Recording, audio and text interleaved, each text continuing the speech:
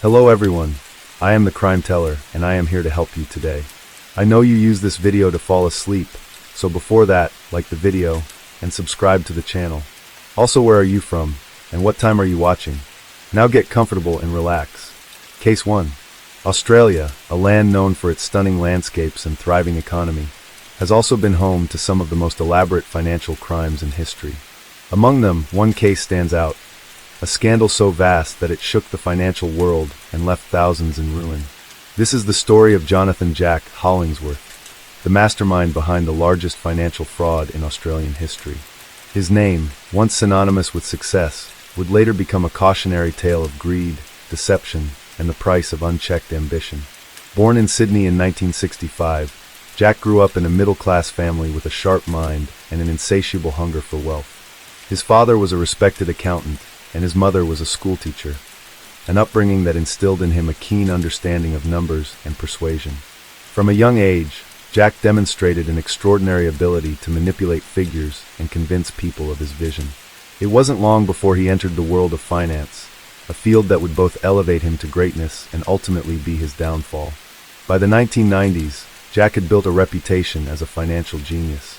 He founded Hollingsworth Capital, an investment firm that promised exponential returns through innovative and risk-free strategies. His clients ranged from retirees looking to safeguard their life savings to large corporations seeking high-yield investments. The Australian media lauded him as a prodigy, comparing him to Wall Street titans. With his sharp suits, polished demeanor, and charismatic speeches, he captivated audiences and investors alike. Jack's company operated under the promise of high returns, but beneath the surface, it was nothing more than a well-disguised Ponzi scheme. He took money from new investors to pay returns to older ones, creating an illusion of endless profits. His reports were meticulously fabricated, showing incredible growth, while in reality, the firm was hemorrhaging funds. As long as new investments kept flowing, the illusion remained intact. For over a decade, Hollingsworth Capital flourished. Jack lived a life of unimaginable luxury, owning multiple waterfront properties, private jets, and even a stake in a professional sports team. He rubbed shoulders with politicians, celebrities, and elite businessmen. He donated generously to charities, further solidifying his image as a benevolent tycoon. But all illusions eventually crumble. In 2008, during the global financial crisis, investors began demanding withdrawals en masse. Jack struggled to keep up the charade.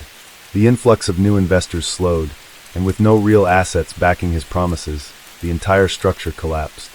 Auditors uncovered glaring inconsistencies in his financial reports, and soon, regulatory authorities launched an investigation.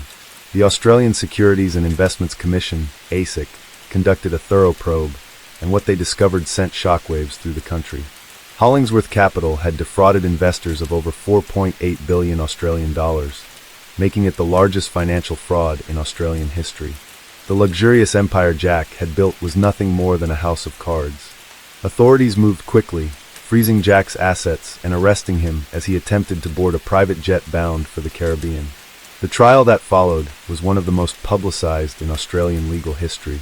Victims, many of whom had lost their life savings, filled the courtroom, demanding justice. Jack Hollingsworth, once hailed as a financial genius, now sat in the defendant's chair, his empire reduced to ruins. The prosecution presented overwhelming evidence, detailing years of falsified records, fabricated returns, and reckless deception. Witness testimonies painted a grim picture of betrayal, with elderly retirees, small business owners, and even charitable organizations among the victims. The trial lasted for months, but the verdict was inevitable. Jack was sentenced to 42 years in prison, the harshest financial crime sentence in Australian history. His luxurious properties were seized and liquidated to compensate the victims, though many never fully recovered their losses. As he sat behind bars, stripped of his wealth and influence, Jack was left to reflect on the empire he had built on lies. His name, once spoken with admiration, had become a symbol of financial ruin. The Hollingsworth scandal served as a stark reminder of the dangers of blind trust and the consequences of unchecked greed. And so, the story of Jonathan Jack Hollingsworth became a cautionary tale, a reminder that even the most dazzling successes can crumble under the weight of deception. Jack Hollingsworth's story did not begin with fraud. It began with a dream, the kind of dream that drives men to greatness or leads them to ruin. Growing up in Sydney's bustling suburbs, Jack was always a step ahead of his peers. While other children spent their time playing cricket in the streets, he was already fascinated by the world of money.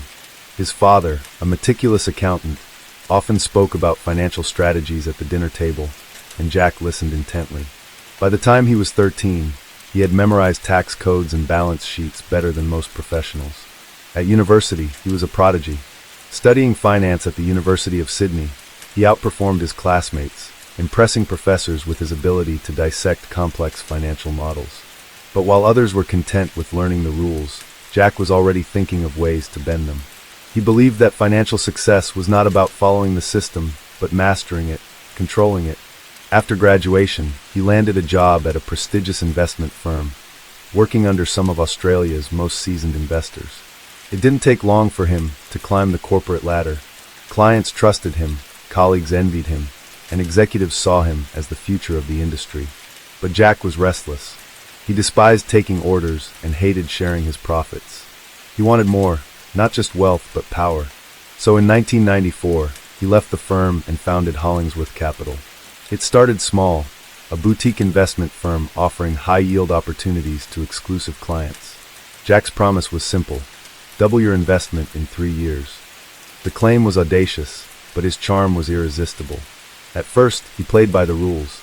His initial investors saw real returns, thanks to well-placed market bets. But as word spread, more money poured in, and Jack felt the pressure to maintain his image as an unbeatable financial wizard. The moment came in 1997 when a major investment fell through, threatening to expose his weaknesses. Instead of admitting failure, he chose another path, the path that would define his legacy. Jack fabricated reports, showing profits where there were none. He used new investments to pay off earlier clients, convincing them that their money was growing at unprecedented rates. It was the perfect illusion. As long as money kept flowing, no one asked questions. By the early 2000s, Hollingsworth Capital was an empire. Investors lined up, desperate to be part of his golden touch. Jack bought skyscrapers in Sydney, penthouses in Melbourne, and even a private island off the coast of Queensland. His wealth seemed infinite, and his power was unmatched. He was no longer just a businessman, he was a legend. The Australian media idolized him, calling him the Oracle of Sydney. Government officials sought his advice, and celebrities invited him to their parties. He was everywhere, on the cover of business magazines, giving speeches at global summits, rubbing shoulders with billionaires. But behind the glamour, the cracks were already forming. By 2006, Jack was running out of time. He had promised impossible returns, and even with billions flowing through his hands, the math no longer worked. He tried expanding into international markets, hoping to bring in fresh investments. But economic shifts made investors cautious, and withdrawals started outpacing deposits. Then came 2008, the global financial crisis. The stock market crashed, and suddenly, investors wanted their money back. Jack stalled, assuring them that Hollingsworth Capital was secure. But when his top clients demanded withdrawals totaling hundreds of millions, the truth became undeniable. There was no money left. His final act of desperation was a gamble. He used what remained of his firm's assets in one last high-stakes trade. If it worked, he could cover up the losses and keep the illusion alive. But the market was ruthless, and within days, he lost everything. In October 2008, regulators launched an investigation. Clients reported missing funds, auditors found discrepancies, and journalists started digging. Jack tried to hold the facade for as long as he could, giving confident interviews, reassuring investors, and even attempting to secure last-minute funding from international banks. But the truth was out. On December 3, 2008, Hollingsworth Capital collapsed. The Australian Securities and Investments Commission, ASIC, froze all company assets, and law enforcement raided its headquarters. Office workers stood in shock as armed officers seized computers, files, and bank records. Thousands of investors, from wealthy executives to small business owners, realized they had been robbed. Jack, however, refused to surrender easily. While authorities built their case, he liquidated remaining assets and attempted to flee the country. His destination? The Caribbean, where he had hidden offshore accounts and secured a luxury mansion under a false identity. But he never made it. On December 7, 2008, just hours before his private jet was set to depart, authorities arrested him at Sydney Kingsford Smith Airport. The mastermind of the largest financial fraud in Australian history was finally in handcuffs. Jack's trial was one of the most publicized in the country's history. Victims filled the courtroom, many of them elderly retirees who had lost their life savings. Prosecutors painted a brutal picture: a man who built an empire on deception, who stole 4.8 billion Australian dollars, who destroyed lives with no remorse. Witnesses testified about fake financial statements, fraudulent business deals, and fabricated profit reports. The defense tried to argue that Jack had meant well, that he had believed in his system and had planned to repay his investors. But the evidence was overwhelming. In 2010, after months of testimony, Jack was sentenced to 42 years in prison, the harshest financial crime sentence in Australian history. Jack's properties were seized and auctioned off. His offshore accounts were uncovered and drained to repay victims. But even with all recoveries, the damage was irreversible. Thousands of Australians lost everything.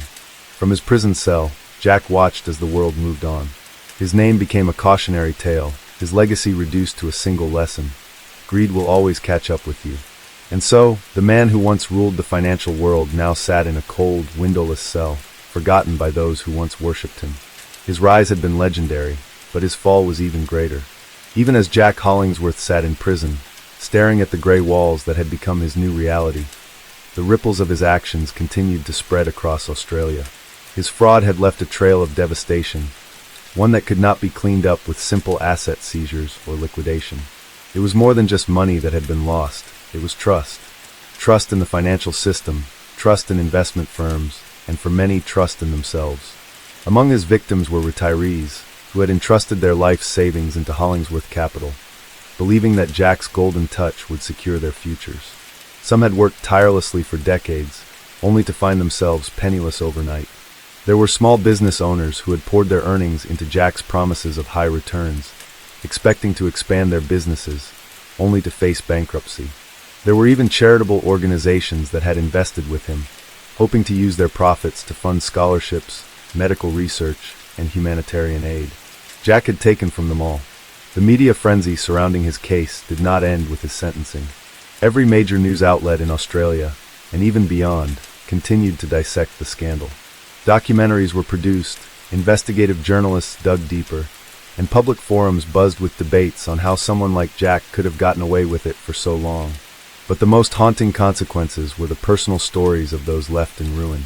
Margaret and Harold Whitmore were an elderly couple from Perth. They had saved for over 40 years, working modest jobs, dreaming of a peaceful retirement in the countryside. When they saw Jack's company advertised as one of the safest and most lucrative investment firms, they decided to entrust their entire retirement fund, 780,000 Australian dollars, to him. In the beginning, everything seemed perfect. Regular statements showed their money growing, and their financial advisor reassured them that their investments were solid. But when Hollingsworth Capital collapsed, their account was wiped out. Overnight, they had nothing. Their dream of a quiet retirement turned into a nightmare of uncertainty. They were forced to sell their home and move in with their son, a burden they never wanted to place on their family. Margaret, once full of life, became withdrawn. Harold, a proud man who had always taken care of his family, struggled with deep depression. He could not forgive himself for trusting Jack. He could not forgive Jack for what he had done. Then there was Daniel Thompson, a 35-year-old entrepreneur from Melbourne. He had built his small tech startup from the ground up, spending sleepless nights developing software and securing clients. When he was finally making steady profits, he decided to take a risk. He invested 2.4 million Australian dollars into Hollingsworth Capital, hoping to expand his business globally. That risk destroyed him. When the scandal broke, Daniel lost everything. His company went bankrupt, his employees lost their jobs, and he was left drowning in debt. His marriage collapsed under the stress, and his mental health deteriorated. The once promising businessman now lived in a one-bedroom rental, working odd jobs to survive. And what about Samantha Reeves, a single mother from Brisbane? She had been saving for her daughter's university education for years, putting away every extra dollar she could. When she heard of Jack's foolproof investment firm, she saw an opportunity to turn her modest savings into something greater. Instead, she lost it all.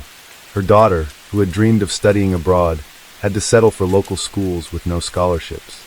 Samantha worked double shifts just to make ends meet, constantly haunted by the mistake of trusting a man who had promised security but delivered only ruin. These were just a few of the thousands of people Jack had deceived. And for every story of financial loss, there was another of shattered faith in the system. Prison was not a place for men like Jack Hollingsworth. The towering, once powerful figure who had commanded boardrooms now found himself in a world where money had no power, where charm was meaningless, and where the people around him did not care about his past successes. He was placed in Silverwater Correctional Complex, one of Australia's most secure facilities. At first, he held on to the arrogance that had once carried him so far. He walked with the air of a man who still believed he was superior, still convinced that he would find a way out. But reality settled in quickly. The guards did not treat him like a celebrity, nor did the inmates respect his past wealth. To them, he was just another fraudster, another man who had stolen from innocent people. He learned quickly that in prison, power did not come from money. It came from fear, from alliances, from survival. Jack had never known fear before. He had always been the one in control. Now, for the first time, he was truly powerless. His first year behind bars was brutal. He was beaten twice, once over a minor altercation about food, and another time by an inmate whose mother had lost everything in the Hollingsworth scandal. The second beating landed Jack in the prison infirmary for 2 weeks, during which time he barely spoke. By the third year, the world outside had moved on, but inside, Jack was just another forgotten man. His once thick hair had grayed, his body had grown frail, and his mind was tormented by endless hours of isolation. He read books, not out of pleasure, but because it was one of the few ways to escape the crushing monotony of prison life. He spent hours replaying his life in his mind, questioning every decision, wondering if there had ever been a point where he could have stopped. But remorse never truly came. Jack did not cry for his victims. He did not feel guilt. Instead, he mourned his own fate, not the lives he had destroyed, but the empire he had lost. Even after years had passed, the effects of Jack's crimes lingered. The Australian government was forced to tighten financial regulations, implementing stricter oversight on investment firms. New laws were introduced to prevent similar frauds, and institutions that had once praised Jack were now his fiercest critics. But money could not be returned to everyone. Even with 1.3 billion Australian dollars recovered through asset seizures, offshore account closures, and legal battles, the total damage of 4.8 billion Australian dollars meant that most victims received little more than fragments of what they had lost. Jack's name became a symbol of greed. Universities taught case studies on his fraud, analysts dissected his techniques, and aspiring investors were warned never to trust someone who promises guaranteed wealth. In 2021, over a decade after his imprisonment, a documentary series about his crimes was released, featuring interviews with former clients, ex-employees, and financial experts. Jack himself was invited to participate, but he refused. He did not want the world to see what he had become. By 2025, Jack Hollingsworth was no longer a household name. His empire had long since crumbled, his name wiped from the financial elite. He was simply another old man in prison, another cautionary tale in the long history of fraudsters who had once soared, only to fall harder than they ever imagined. As the years passed, the prison walls became his world. The sound of slamming doors, the distant voices of guards, and the rhythmic count of head counts became the only things he truly knew. He had built an empire on deception, believing he was untouchable. But in the end, the truth had caught up with him. And for all the wealth he had once possessed, all the power he had once wielded, Jack Hollingsworth now had nothing. Not even his freedom. Case 2. In the heart of Sydney's financial district, where skyscrapers gleamed under the golden Australian sun, a man named Michael Thornton built an empire that would one day collapse like a house of cards. He was not a politician, not a tech visionary, not a generational billionaire. He was an illusionist, not with tricks and smoke, but with numbers, promises, and a persona that radiated trust. Born in 1968, Michael grew up in a middle-class family in Melbourne. His father was a banker, his mother a schoolteacher. From an early age, he was fascinated by wealth, not just having it, but controlling it. He envied those who sat in corner offices, those who dictated the flow of money. And by the time he was 21, he had already started his first company, a small financial consultancy that promised high-yield investments to private clients. By 1999, Michael was a household name in Australia's finance industry. His company, Thornton Global Investments, was hailed as a revolutionary firm that could turn anyone into a millionaire. He appeared on television, was invited to speak at economic summits, and mingled with the elite of Australia's corporate world. People believed in him. But behind the glass walls of his high-rise office, behind the tailored suits and the charm that made investors feel safe, Michael was constructing one of the largest financial frauds in Australian history. Thornton Global Investments was never what it claimed to be. From the very beginning, Michael had no intention of running a legitimate business. He knew how people thought. They wanted wealth without risk, success without effort. And he provided that illusion perfectly. Instead of investing his clients' money into real assets, stocks, or ventures, Michael redirected the funds to personal accounts, offshore shell companies, and extravagant luxuries that masked his true intentions. The system he built was nothing more than a Ponzi scheme, where early investors were paid using the deposits of newer ones. As long as more people joined, the illusion of profitability remained intact. By 2005, Thornton Global Investments managed over 7 billion Australian dollars in assets, with clients ranging from small-time investors to major Australian pension funds, government entities, and multinational corporations. But Michael wasn't satisfied. He wanted more. More power. More money. More control. His ambition would be his downfall. Michael Thornton's rise to power was meteoric, but it was not without suspicion. Some financial analysts had questioned how his firm, Thornton Global Investments, managed to promise such high returns with seemingly no losses. But Michael was always 2 steps ahead. He understood perception better than anyone. Instead of ignoring the skeptics, he embraced them. He conducted interviews where he dismissed concerns as jealousy from traditional bankers who couldn't keep up with innovation. He hosted lavish seminars and investor retreats in places like the Whitsundays and the Gold Coast, presenting himself as a financial genius who had cracked the system. His offices in Sydney, Melbourne, and even London and Hong Kong were masterpieces of luxury. Glass walls, hand-carved mahogany desks, and marble floors that reflected the opulence of the empire he had built. Investors walking into Thornton Global Investments were greeted with an orchestrated display of wealth and stability. Employees were trained to speak in a manner that reassured clients, while fake reports and falsified stock portfolios created an illusion of unstoppable financial growth. But behind the scenes, cracks were beginning to form. By 2007, Michael had nearly 40,000 investors across Australia, New Zealand, and parts of Asia. Some of these were retirees, entrusting their life savings to Thornton Global Investments. Others were institutional investors, including government funds and major banks. As the number of investors grew, so did the pressure to keep up appearances. The money coming in had to be cycled efficiently. Early investors needed to be paid handsomely, so they could promote the firm through word of mouth, attracting even more people into the scheme.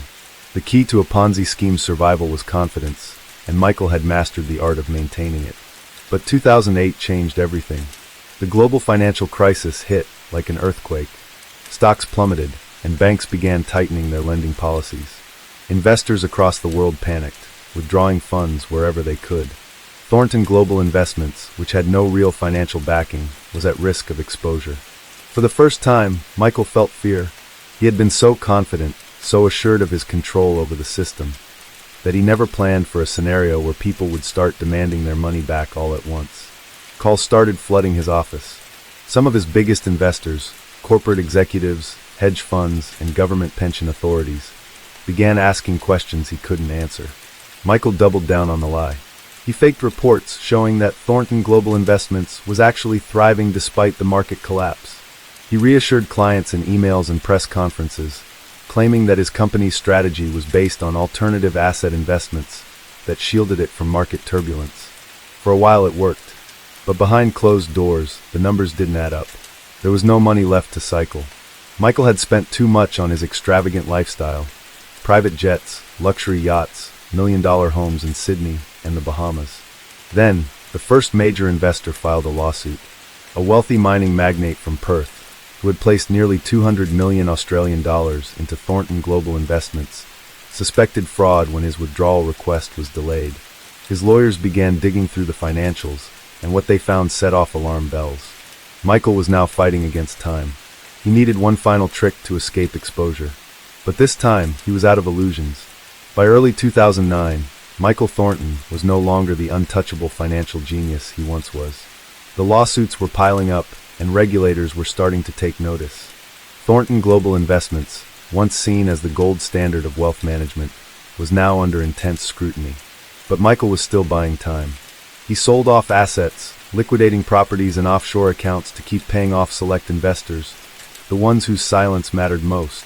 Politicians, powerful businessmen, and media moguls who had invested with him were given payouts to keep them quiet and compliant. But the math didn't work anymore. For every 1 million Australian dollar he paid to common investor, there were 10 more demanding their money back.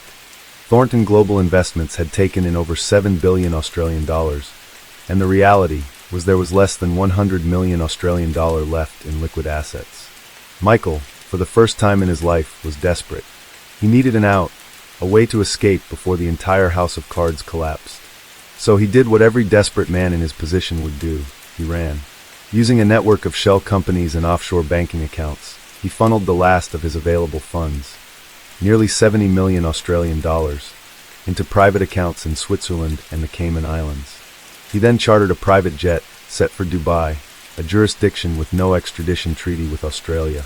The plan was simple: arrive in Dubai, disappear into the wealthy elite circles, where money and status could buy permanent immunity, live under a new identity, using a network of forged documents. It was a foolproof escape plan, or so he thought. Unbeknownst to Michael, Australian financial regulators and international law enforcement agencies had been watching his movements for months. While he was busy transferring funds and preparing his escape, an elite task force was piecing together his fraudulent empire, tracing every dollar that had vanished into offshore accounts. On the night of March 17, 2009, as Michael's private jet sat on the tarmac at Sydney Kingsford Smith Airport, ready for departure, the authorities made their move. A convoy of police vehicles, federal agents, and forensic accountants surrounded the jet. Armed officers stormed the aircraft minutes before takeoff, arresting Michael in front of his pilots and security detail. He never saw it coming. As he was pulled from the jet, cameras flashed, and the headlines the next morning painted him as Australia's biggest financial criminal, the mastermind of the most devastating Ponzi scheme the country had ever seen. The arrest of Michael Thornton shattered the financial world. Within days, Thornton Global Investments was declared insolvent. Tens of thousands of investors lost everything: retirees, corporations, government funds, all wiped out. Over 6.8 billion Australian dollars had vanished, most of it impossible to recover. The investigation into Michael's empire of lies became one of the largest financial fraud cases in Australian history, exposing how deeply the corruption ran. His senior executives were also arrested, many of whom had knowingly participated in the scheme in exchange for multi-million-dollar bonuses. After a high-profile trial, Michael was convicted on multiple counts of fraud, embezzlement, and financial deception. His sentence? 165 years in prison, the harshest financial crime sentence in Australian legal history. The media called it the fall of the phantom financier, a cautionary tale of greed, deception, and ultimate downfall. But for the thousands of lives ruined, no prison sentence could undo the damage. The money was gone, and so was the trust. Michael Thornton sat in a cold, dimly lit interrogation room, the weight of his crimes finally pressing down on him. For the first time in his carefully controlled life, he had no script, no way to spin the narrative, and no power to manipulate the situation. The Australian Federal Police, AFP, financial crime investigators, and forensic accountants had been piecing together his web of deception for months. Every fraudulent transaction, every offshore account, and every falsified document had been meticulously mapped out, leaving no room for denial. As he sat across from the lead investigator, staring at the thick file of evidence placed before him, he knew there was no way out. The fall of Thornton Global Investments, TGI, was more than just the collapse of a fraudulent empire. It was a financial earthquake that sent shockwaves through the entire country. Within days of Michael's arrest, the Australian Securities and Investments Commission, ASIC, froze all of TGI's remaining assets, sending a clear message to investors that their money was gone. Pension funds, corporate savings, life savings of hard-working Australians, obliterated overnight. In Melbourne, an elderly couple who had invested their retirement savings into TGI lost everything, forcing them to sell their home. In Sydney, a single mother of two, who had trusted Michael's firm with her savings, was left with nothing. Even government-backed investment funds, including several superannuation portfolios, were hit, shaking public confidence in financial institutions across Australia. The scandal made global headlines, drawing comparisons to some of the biggest Ponzi schemes in history. Forensic accountants, working with law enforcement, peeled back the layers of fraud within TGI, revealing a system so complex and well orchestrated that it had fooled even seasoned financial professionals. Here's how Michael pulled it off. Fake investment portfolios.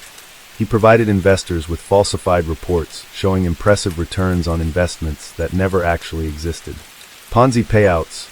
Older investors were paid off using the money from newer investors, keeping up the illusion of steady profits. Offshore laundering. Funds were funneled through shell companies in the Cayman Islands, Switzerland, and Singapore, making it nearly impossible to trace. Political influence. He made strategic donations to political campaigns and charities, ensuring that he had powerful friends who wouldn't question his success. Luxury and excess. To maintain the illusion, Michael lived like a king, flying on private jets, sailing on super yachts, and throwing extravagant parties that reinforced his image as a financial genius. But the deeper investigators dug, the darker the reality became. Michael knew his empire was built on lies. He never intended to create real wealth, only to accumulate as much money as possible before the inevitable collapse. And when it finally crumbled, he was ready to run. Despite the seizure of assets, most of the 6.8 billion Australian dollars was still missing. The forensic team discovered that large sums had been withdrawn in cryptocurrency, hidden in offshore trusts, and funneled through anonymous financial channels. Some of the money was traced to luxury properties in Dubai, Monaco, and the Caribbean, while other funds simply vanished into the ether. Authorities issued international warrants, working with Interpol and financial intelligence agencies worldwide to locate the missing billions. But Michael had been careful. While he sat behind bars, the fortune he had stolen was still out there, waiting to be claimed. And not everyone believed he would stay in prison forever. At Long Bay Correctional Complex, one of Australia's highest security prisons, Michael Thornton was placed under constant surveillance. Officials feared that, with his connections and hidden wealth, he might attempt an escape. And their fears weren't unfounded. Even from inside his maximum security cell, Michael was still a man of influence. Prison staff reported suspicious visits from lawyers who had ties to offshore banking firms. Authorities found that large sums of money were still being moved between secret accounts, raising questions about who was controlling Michael's hidden fortune. Rumors swirled that his network of loyalists was working on a plan to get him out. Would the phantom financier disappear again? Or was this truly the end of his reign? Only time would tell. The days turned into weeks, and Michael Thornton's fate seemed all but sealed. He was no longer the celebrated financial genius, the man who had been praised in business magazines, invited to high-profile investment summits, or consulted by the wealthy elite for financial advice. Now he was nothing more than a prisoner, a man reduced to an inmate number, his life dictated by the iron bars that separated him from the world he once controlled. The Australian media followed the case relentlessly. Every detail about his lavish past life, every whisper of a possible escape attempt, and every clue about the missing billions became a headline. His name had become synonymous with greed, betrayal, and deception. But for Michael, the story was far from over. Even behind bars, he was still calculating. He still had connections. He still had money hidden in places no investigator had yet discovered. And as much as the Australian government wanted to believe that this was the end of the saga, Michael knew better. He had spent his entire life staying 3 steps ahead, and he wasn't about to stop now. Inside Long Bay Correctional Complex, the routine was suffocating. Every morning, he was woken up at 6 a.m., his name called as the guards made their rounds. Breakfast was served on plastic trays, a miserable offering compared to the gourmet meals he once enjoyed in his penthouse overlooking Sydney Harbor. His days were spent in a stark, gray-walled cell, with only a small window offering a glimpse of the outside world. He refused to interact with the other inmates. They were criminals of a different breed, violent offenders, drug dealers, men who had clawed their way through life in a different way than Michael had. They had stolen with force. Michael had stolen with charm. They had been reckless. Michael had been careful. Or at least, he thought he had been. The first months passed slowly. He was questioned repeatedly by authorities, but he never broke. He denied knowing where the missing money was. He insisted that he had no offshore accounts that hadn't already been found. He played the role of the wrong businessman, the man who had only ever tried to help people, who had made some bad decisions but never intended to hurt anyone. Of course, no one believed him, but they also couldn't find the money. Billions of dollars had simply vanished into thin air. The world outside continued to shift. Investors who had been ruined by Thornton Global Investments demanded justice, but justice was slow. Court proceedings dragged on, with lawyers trying to claw back whatever assets they could.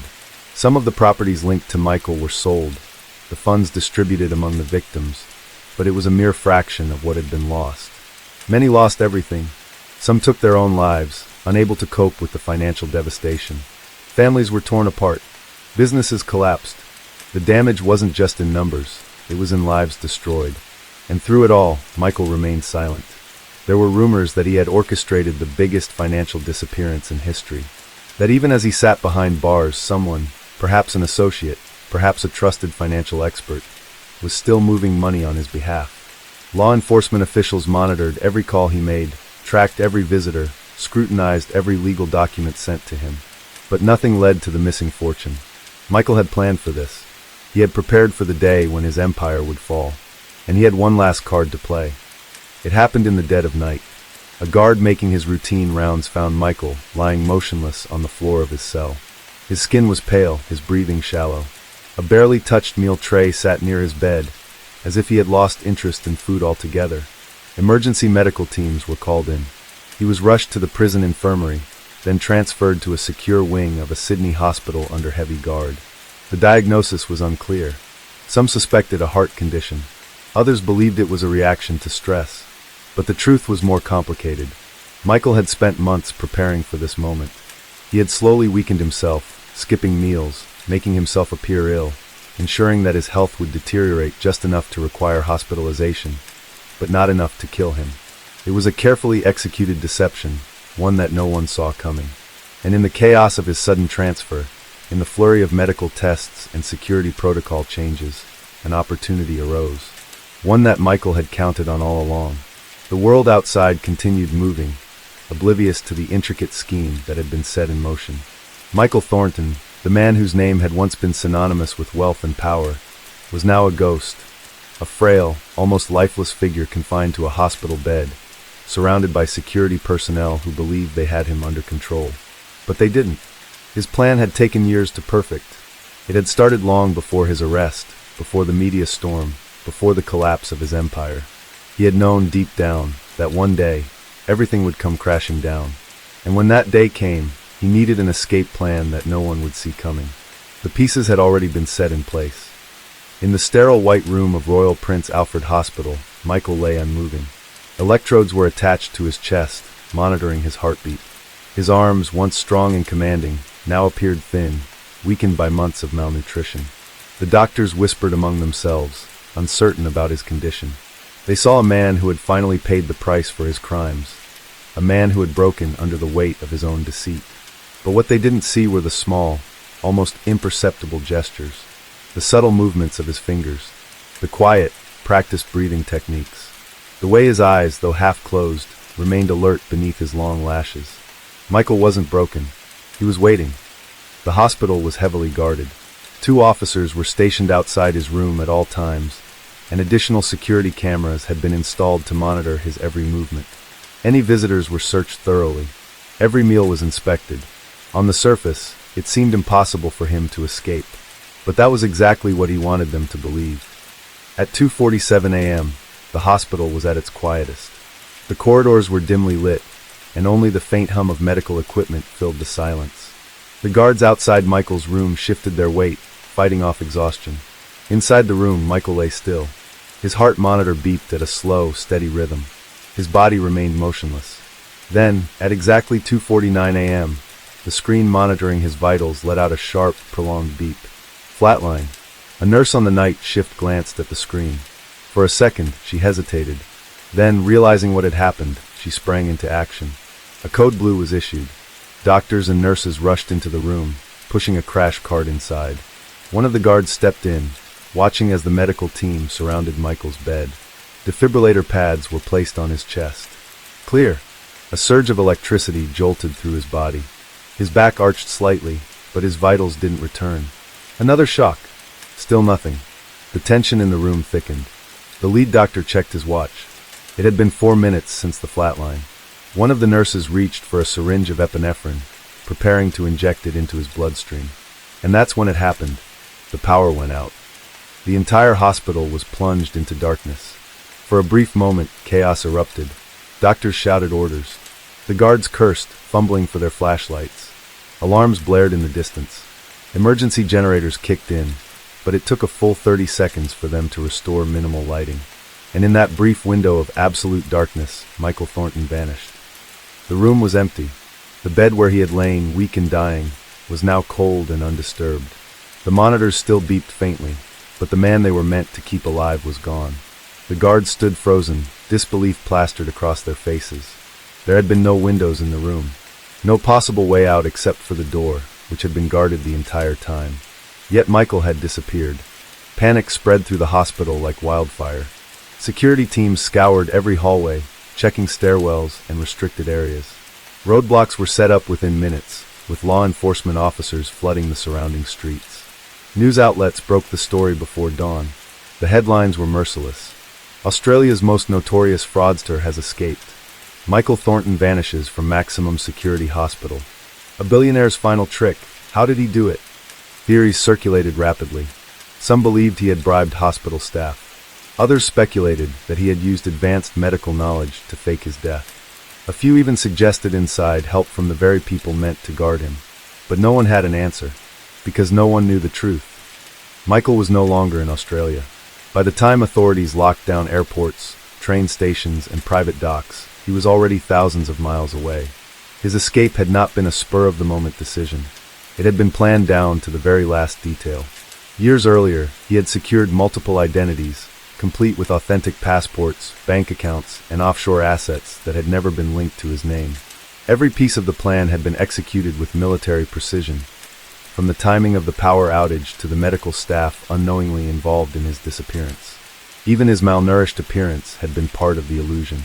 He had deliberately weakened himself just enough to require hospitalization, knowing that his real opportunity lay outside the walls of a prison.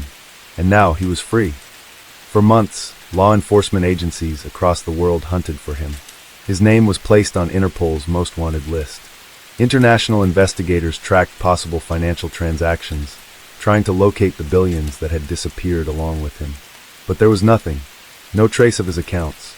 No suspicious withdrawals. No sightings of him. Michael Thornton had beaten the system one last time. The world moved on. Eventually, his name faded from the news cycle, replaced by newer scandals, fresher crimes, and different villains. The people he had deceived still suffered, but the world had a short memory. And somewhere, on a quiet beach in a country that didn't extradite criminals, a man who once ruled Australia's financial empire sat under the sun, sipping a drink, watching the ocean waves roll in. He was older now, but he was still Michael Thornton, and for the first time in a long time, he was exactly where he wanted to be. Case 3. Arizona had seen its fair share of crime, drug trafficking, fraud, and cartel violence creeping across the border. But nothing could have prepared the state for what unfolded in the summer of 1998. It was a crime so well orchestrated, so audacious, that even the most hardened investigators were left speechless.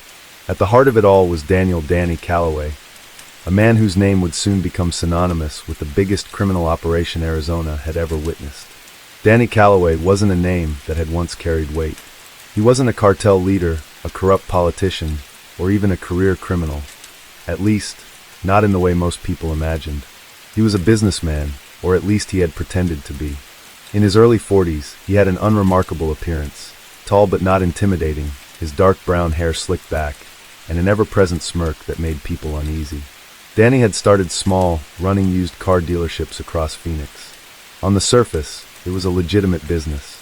But beneath the shiny exteriors of the cars he sold were layered deceptions, rolled back odometers, stolen vehicles with new VINs, fraudulent loan applications. For most men, that level of crime would have been enough. But for Danny, it was just the beginning. By the mid-90s, he had expanded beyond cars. He built a network of underground businesses, reaching into money laundering, identity theft, and large-scale embezzlement. His operations spread like wildfire, infecting banks, real estate agencies, and even casinos. He had people inside law enforcement on his payroll, judges who owed him favors, and business partners too scared to back out. Danny had created something far more sophisticated than a simple fraud scheme. He had built an empire, and for years it thrived. But in 1998, his ambition outgrew his control. That was the year he attempted the most daring financial crime in Arizona's history. And it was also the year everything unraveled. It started with a single bank. Desert Valley Federal Credit Union wasn't a massive institution. It didn't have the security of Wall Street firms or the deep financial reserves of global corporations. But it had something else, a weakness that Danny had spent years studying. The bank was a key player in Arizona's mortgage lending market, processing thousands of loans each year. Danny had spent the past 2 years infiltrating its system, placing insiders within its staff, forging records, and creating an intricate web of fake businesses that funneled money through its accounts. Then, in June 1998, he made his move. A massive cyber intrusion was launched against Desert Valley's digital infrastructure. Though cybersecurity wasn't as advanced as it is today, banks still had protective measures in place. But Danny had inside access. He had codes, credentials, and direct access to accounts that allowed him to manipulate transactions without immediate detection. Within a matter of hours, an estimated $320 million had been rerouted through shell companies, offshore accounts, and private holdings. It was the largest financial crime in Arizona's history, one of the largest in the entire country. But unlike previous heists, this wasn't just a single fraudulent withdrawal. Danny had created an illusion, fabricating records, altering mortgage documents, and erasing digital footprints in ways that confused even federal investigators. For 3 weeks, no one realized the money was missing. Then, on July 5, 1998, the first red flag appeared. A Desert Valley employee noticed a series of unusual mortgage approvals linked to companies that didn't exist. By the time the bank's fraud detection team investigated, it was already too late. The money had vanished. Danny Callaway, the mastermind, was nowhere to be found. For weeks, investigators scrambled to make sense of the financial catastrophe unfolding at Desert Valley Federal Credit Union. What had initially seemed like an isolated case of mortgage fraud soon revealed itself to be something far more catastrophic. A vast, interconnected network of false transactions, fabricated loan approvals, and disappearing funds that left no immediate trace. It wasn't just one fraud, it was dozens layered on top of each other, woven into the very infrastructure of the bank's operations. By mid-July 1998, $320 million had been siphoned away into accounts that had since gone dark. Shell corporations that had appeared legitimate just weeks before were suddenly non-existent. The digital footprints left behind were nothing more than ghost trails, designed to mislead anyone who came looking. But the man at the center of it all, Danny Callaway, was still missing. Law enforcement agencies, including the FBI, Arizona Department of Financial Institutions, and the U.S. Treasury, launched an aggressive investigation. The first challenge was understanding how the fraud had been carried out. Investigators scoured through thousands of bank records, digital logs, and employee access reports. What they found painted a picture of a mastermind who had spent years building a system designed to collapse on itself the moment anyone tried to trace it. Danny had anticipated every move they would make. Every shell company they uncovered led to another layer of deception. Bank accounts that had been closed before the fraud was detected, assets liquidated weeks before the scheme unraveled, and corporate identities tied to stolen social security numbers from unsuspecting citizens. And yet, there were cracks in the illusion. A deeper analysis of the bank's security logs revealed that certain transactions had originated from within Arizona.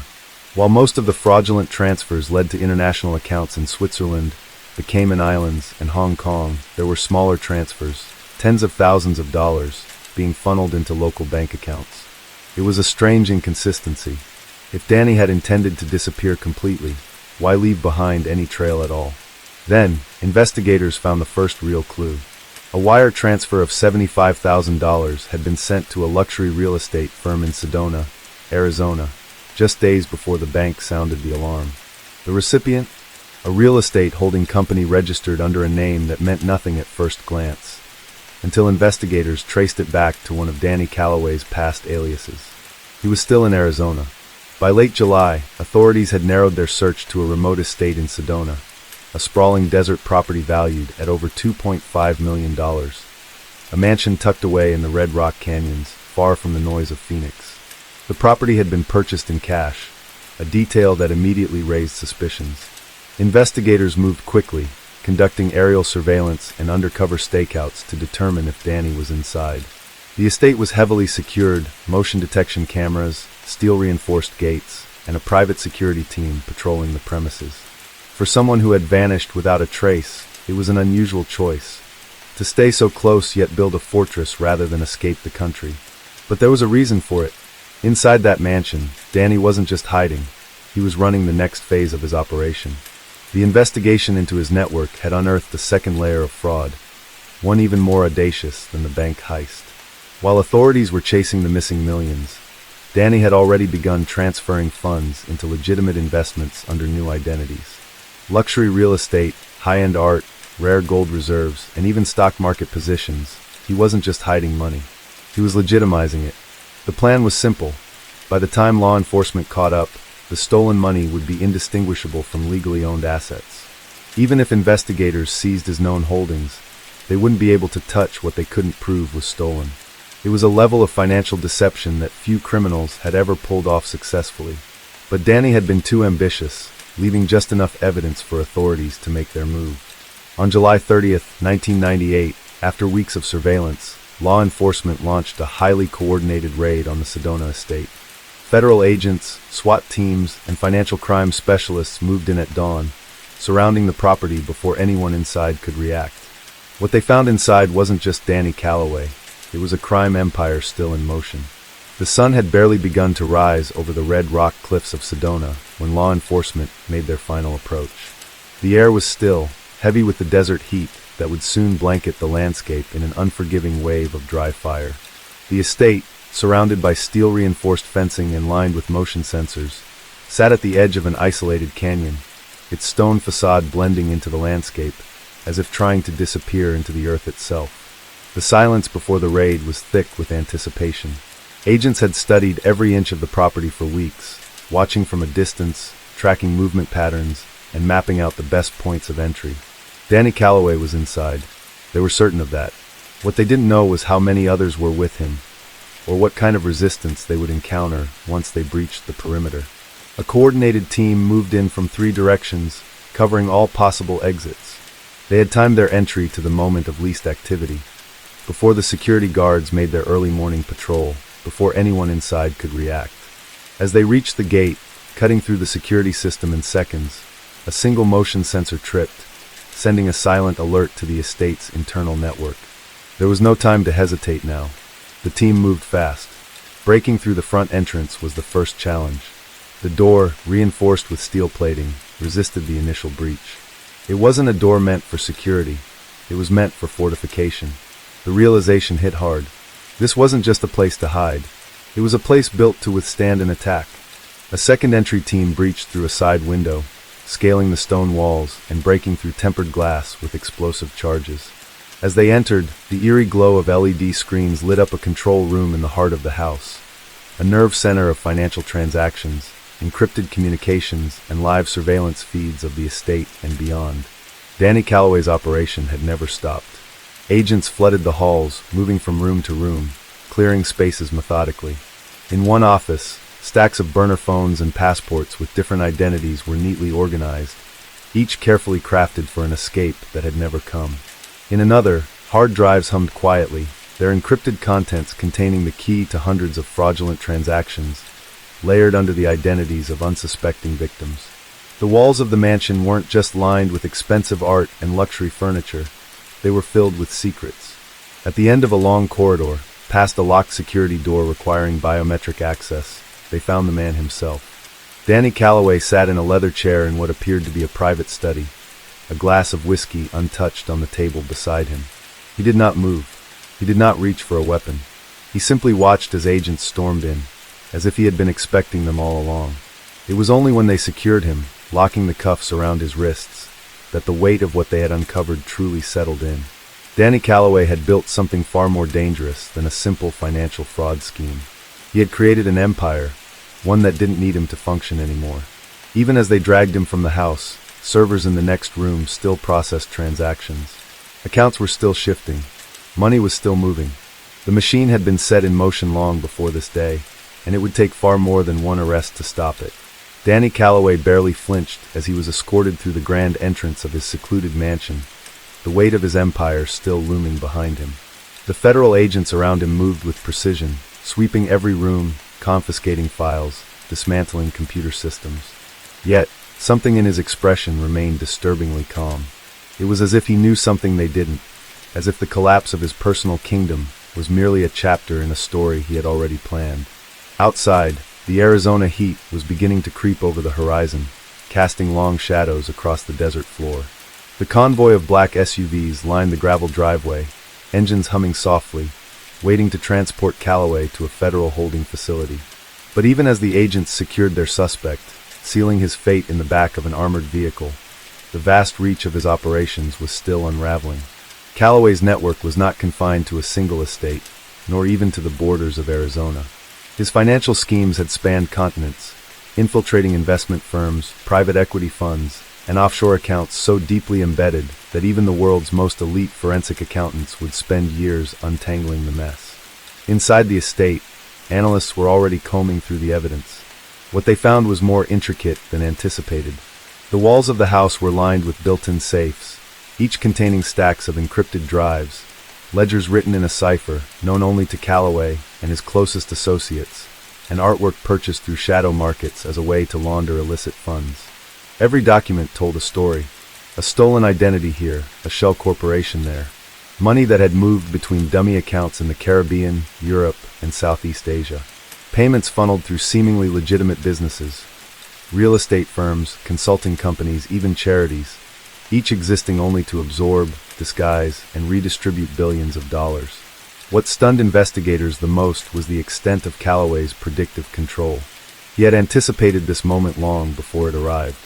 In the months leading up to his arrest, he had already begun liquidating assets, shifting them into untraceable digital currencies, transferring control of his holdings to faceless entities that existed solely in encrypted databases. The estate was merely a front, a stage. The true extent of Callaway's reach extended into realms that law enforcement was only beginning to understand. By the time the final agents left the mansion, the sun had fully risen over the Arizona desert. Callaway, now locked away in a high-security detention center, sat motionless in an interrogation room, refusing to utter a single word. He had built an empire that did not need him to function, and he knew that no prison could truly contain what he had created. Even as law enforcement celebrated their capture, somewhere across the world, transactions continued. Money flowed. Accounts shifted. The system endured. The desert air clung to the convoy as it pulled away from the estate, kicking up a cloud of dust that billowed in the early morning light. The black SUVs, armored and equipped with reinforced security systems, moved like silent phantoms along the winding roads leading away from Callaway's secluded kingdom. Inside one of them, Callaway sat motionless, his wrists bound in steel, his eyes fixed on the horizon. To any observer, he looked defeated, his grand empire dismantled, his fortune seized, his freedom stripped away. But there was no desperation in his posture, no panic in his expression. He had been playing this game long before the authorities ever knew his name, and he understood one fundamental truth. Power was not in the hands of those who held the keys. It was in the hands of those who controlled information. Back at the estate, the forensic teams continued their work. Every hard drive, every encrypted document, every seemingly meaningless scrap of paper was being cataloged and analyzed. The operation had been designed to crush Callaway's empire, to dismantle every piece of his network and ensure that no trace of his financial schemes remained active. But even as the agents worked tirelessly, shifting through layers of false identities, offshore accounts, and private ledgers, they failed to realize one critical flaw in their approach. The true infrastructure of Callaway's empire did not exist in physical form. It had never been about the mansion, the offices, or the assets in his name. It had never been about numbered accounts or luxury properties or gold bars stashed in vaults across the world. His empire was in the code. While authorities focused on seizing tangible assets, they overlooked the invisible architecture that Callaway had built over decades. A decentralized network of shell companies and anonymous investors, all wired into an intricate web of financial transactions that continued without human intervention. Smart contracts had been executed months ago, ensuring that funds would continue to move, assets would be liquidated, and businesses would remain operational, even if Callaway himself were removed from the equation. In the detention center where he was being processed, Callaway remained silent. He knew that, at that very moment, his network was still functioning. Transactions were being carried out by algorithms he had programmed long before his arrest. Funds were being siphoned through blockchain channels that no government entity could trace. Identities that had once been linked to him were being erased, rewritten, reassigned. By the time he was led into an interrogation room, his hands still cuffed, the outside world had already begun to realize the extent of their miscalculation. Financial analysts working for law enforcement agencies began reporting irregularities in offshore markets, massive movements of capital that should have been frozen. Private equity firms linked to Callaway's network found their assets inexplicably shifting, absorbed into entities that had never existed on paper. The agents seated across from him began their questioning, but Callaway simply smiled. They thought they had won. But the truth was, Callaway had always planned for this moment. He had left no single point of failure in his empire. He had built something far more dangerous than just a financial fraud scheme. He had built something unstoppable. The cell was silent except for the faint hum of the security cameras, their lenses tracking every movement in the sterile, dimly lit room. Danny Callaway sat on the metal bench, his hands still cuffed in front of him. He hadn't spoken a word since his arrest, nor had he shown any sign of distress. The walls around him were thick concrete, reinforced to contain even the most dangerous of criminals. But Callaway wasn't like the others held in this facility. He didn't need weapons, brute strength, or gang affiliations to wield power. His influence extended beyond walls, beyond borders, beyond anything that could be locked away. The authorities believed they had dismantled his empire.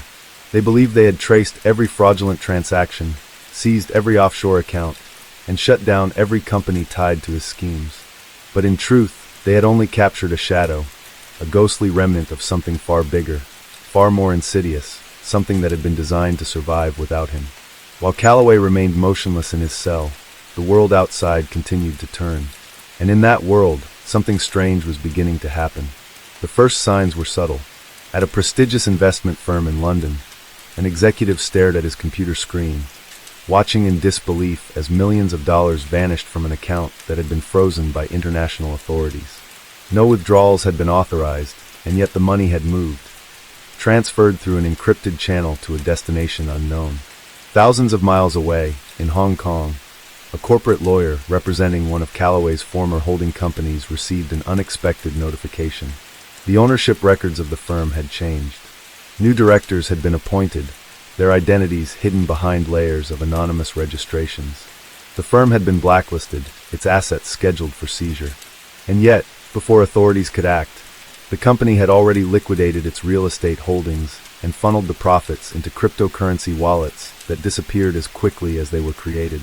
In New York, a federal investigator working on the case began to notice inconsistencies in the digital records collected from Callaway's estate. Files that had once contained damning evidence of fraud were missing. Entire directories had been wiped remotely. The data had not been stolen or hacked. It had simply ceased to exist, erased by an automated protocol buried within the system. Law enforcement agencies scrambled to contain the chaos, but the more they tried to regain control, the more elusive Callaway's network became. Every attempt to freeze a bank account was met with a new set of transactions, each moving money faster than governments could react. The labyrinth of companies, trusts, and investment funds continued to shift ownership, cycling through jurisdictions that would take years to investigate.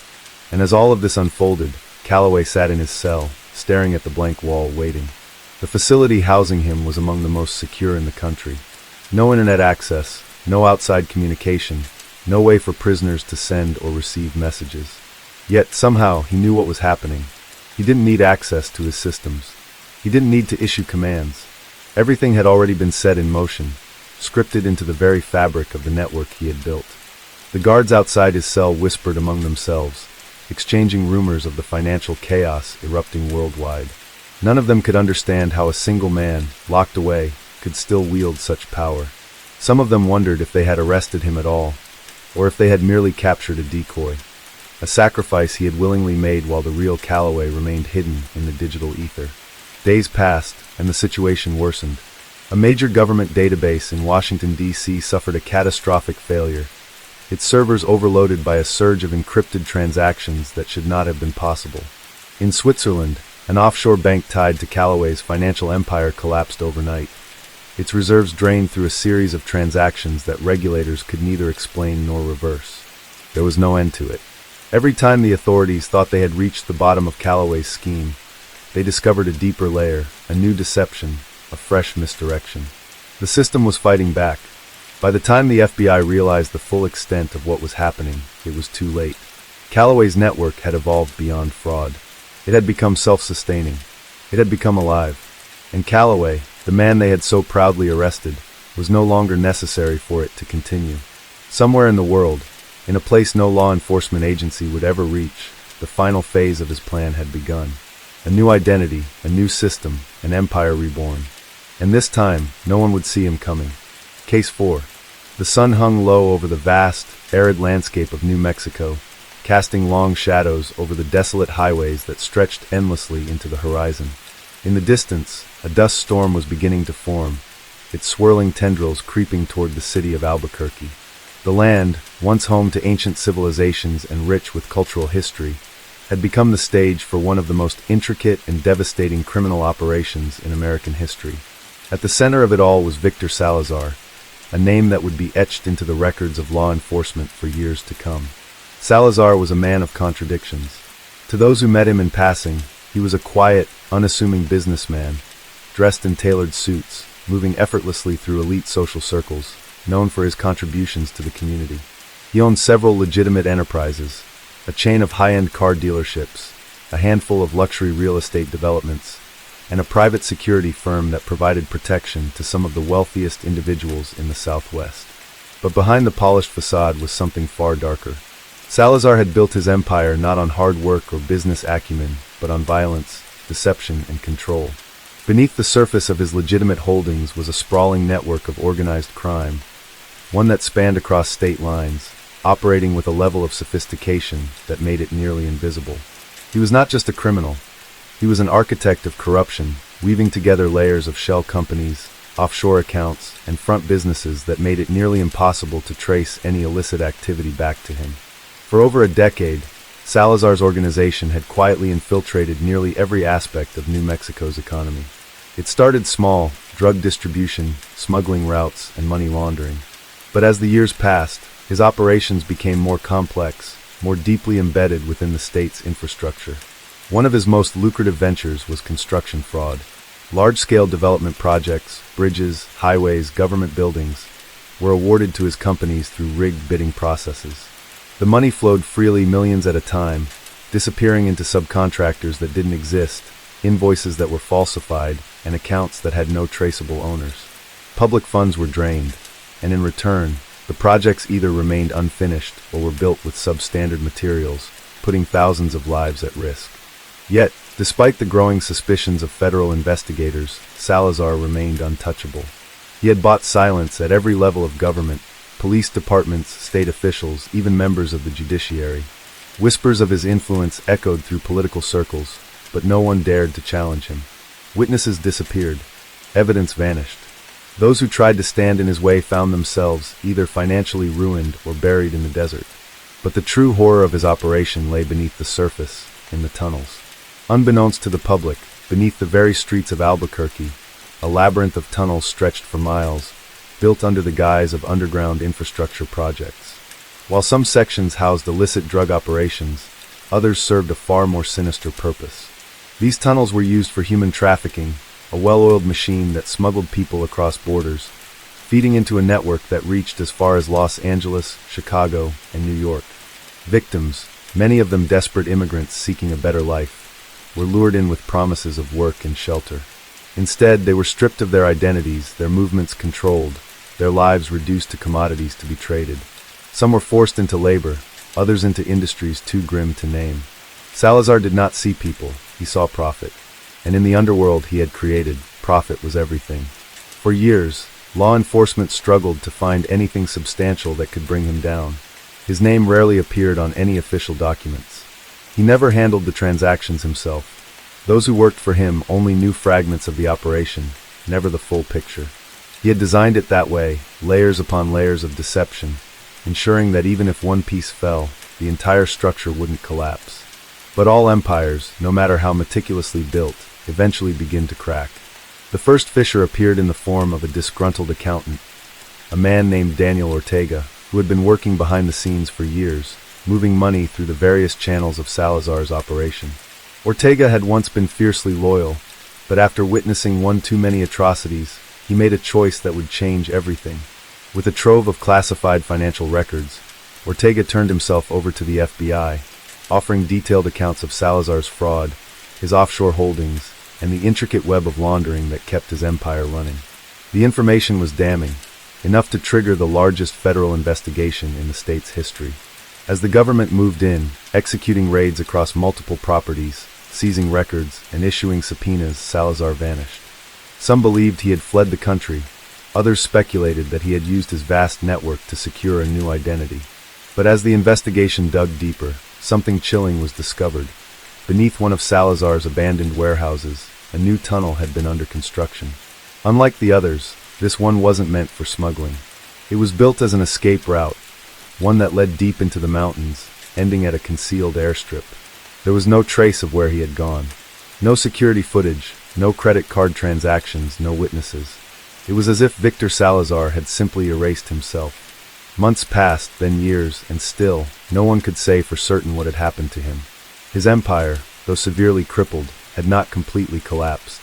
Some believed he was still pulling the strings from the shadows, his influence woven so deeply into the fabric of New Mexico's underground that removing him entirely was impossible.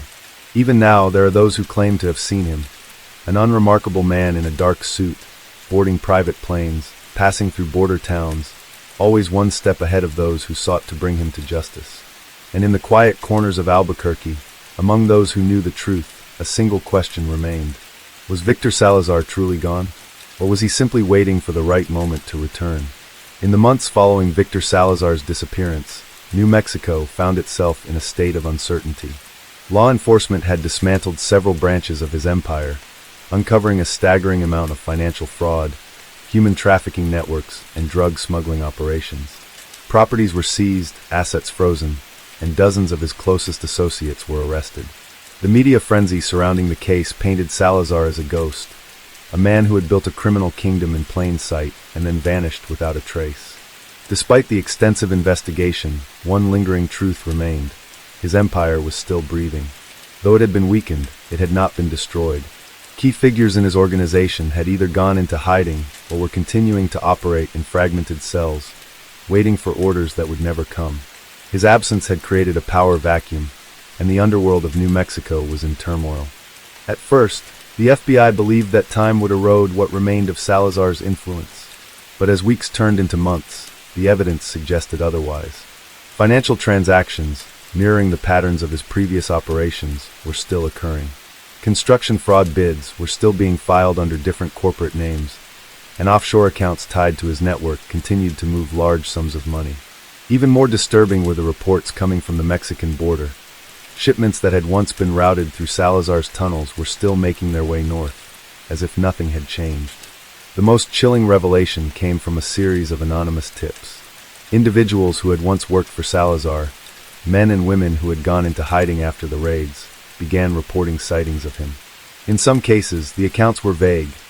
A man resembling Salazar spotted at a high-end casino in Las Vegas, a private jet departing from a small airstrip near the Arizona border, a hotel reservation under an alias that had been linked to his past operations.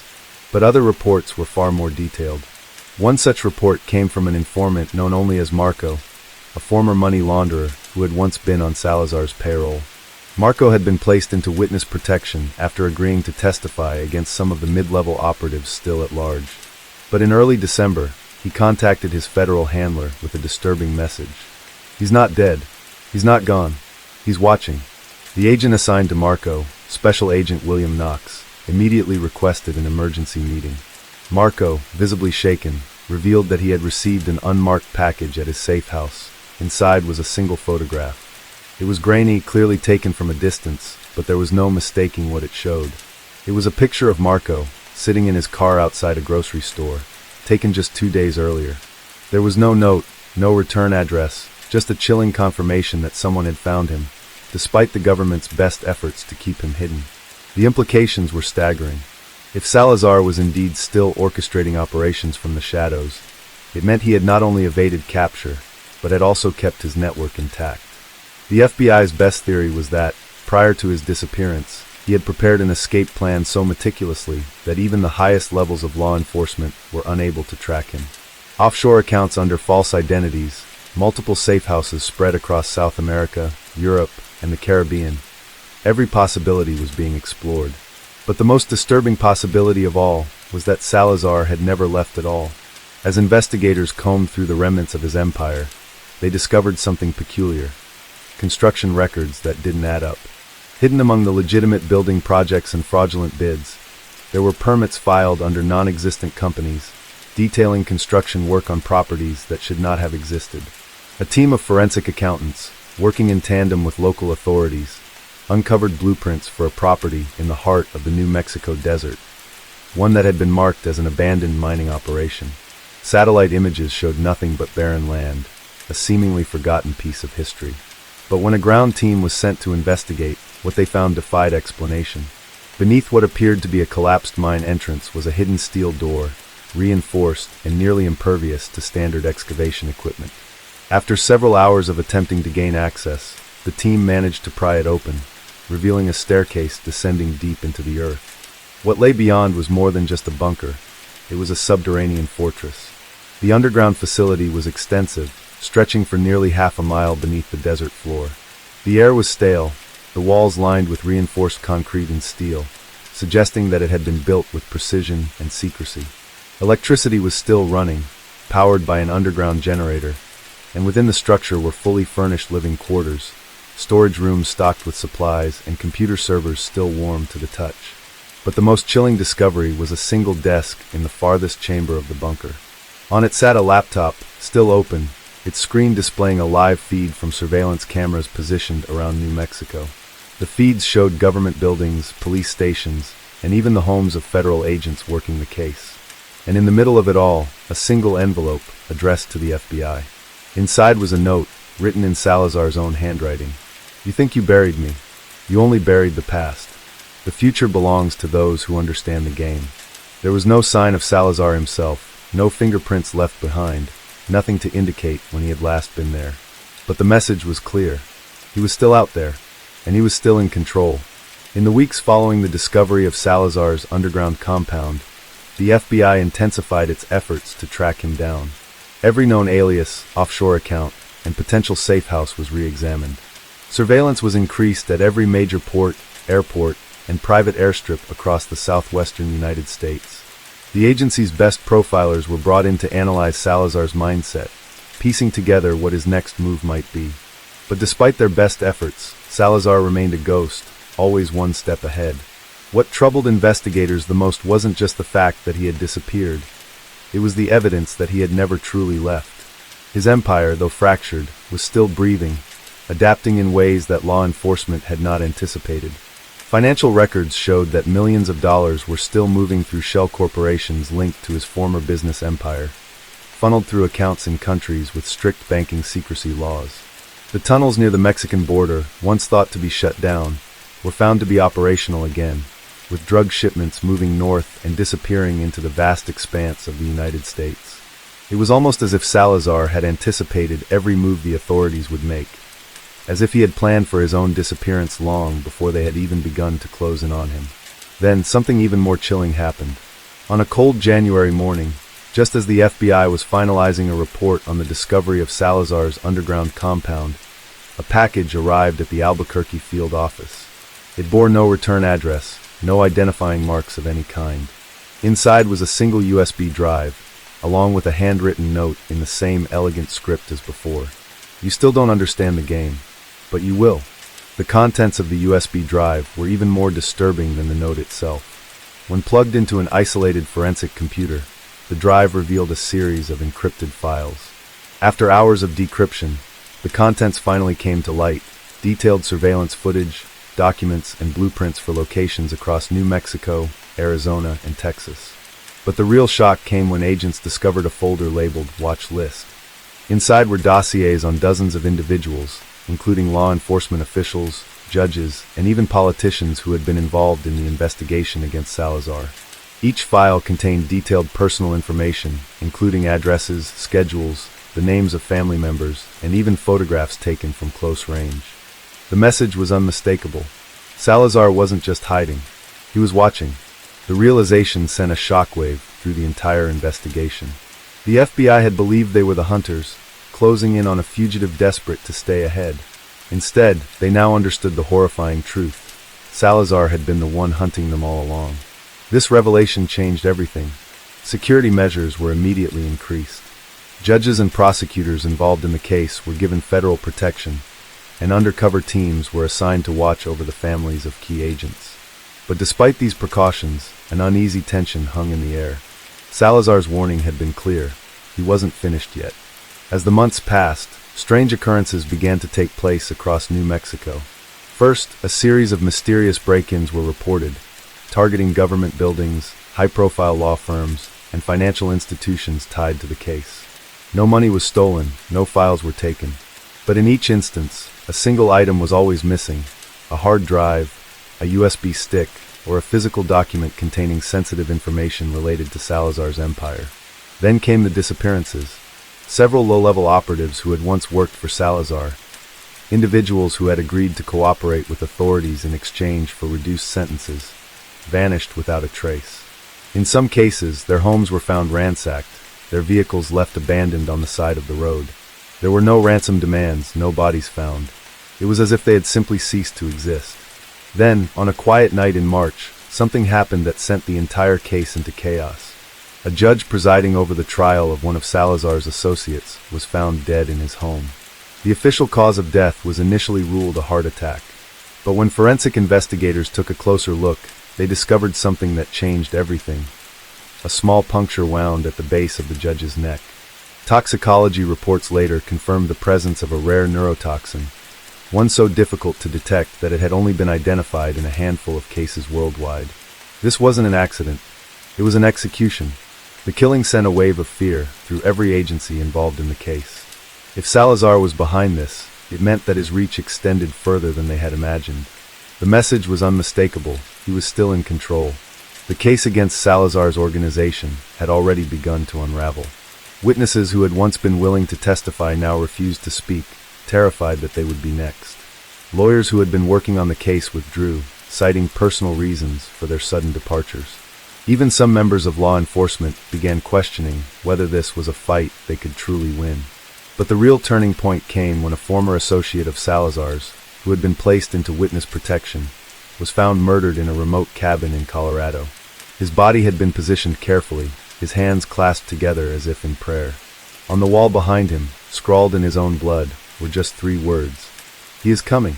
At that moment, the investigation took on a new sense of urgency. If Salazar was still operating, then law enforcement had only one option left. They had to stop him before he struck again. Every available resource was thrown into the search. The FBI, DEA, and even Interpol were brought in to track his movements. Every safe house, financial asset, and known associate was investigated. Satellites were deployed to monitor potential locations where he might be hiding. But they were always too late. Every time they closed in on a lead, it vanished, as if Salazar had anticipated their moves before they even made them. The pattern was undeniable. He wasn't just avoiding capture. He was toying with them, watching them scramble while he remained just out of reach. Then, just as suddenly as the killings had begun, they stopped. For months, there was no sign of Salazar. No mysterious break-ins, no encrypted messages, no unexplained disappearances. It was as if he had simply vanished once again, slipping back into the shadows where no one could find him. The case, though still officially open, began to fade. Without new leads, the investigation slowed, and eventually, attention shifted elsewhere. But those who had worked on the case never forgot. They knew that Salazar was still out there, watching, waiting. And they knew that one day he would return. The silence that followed was more unsettling than the chaos that had preceded it.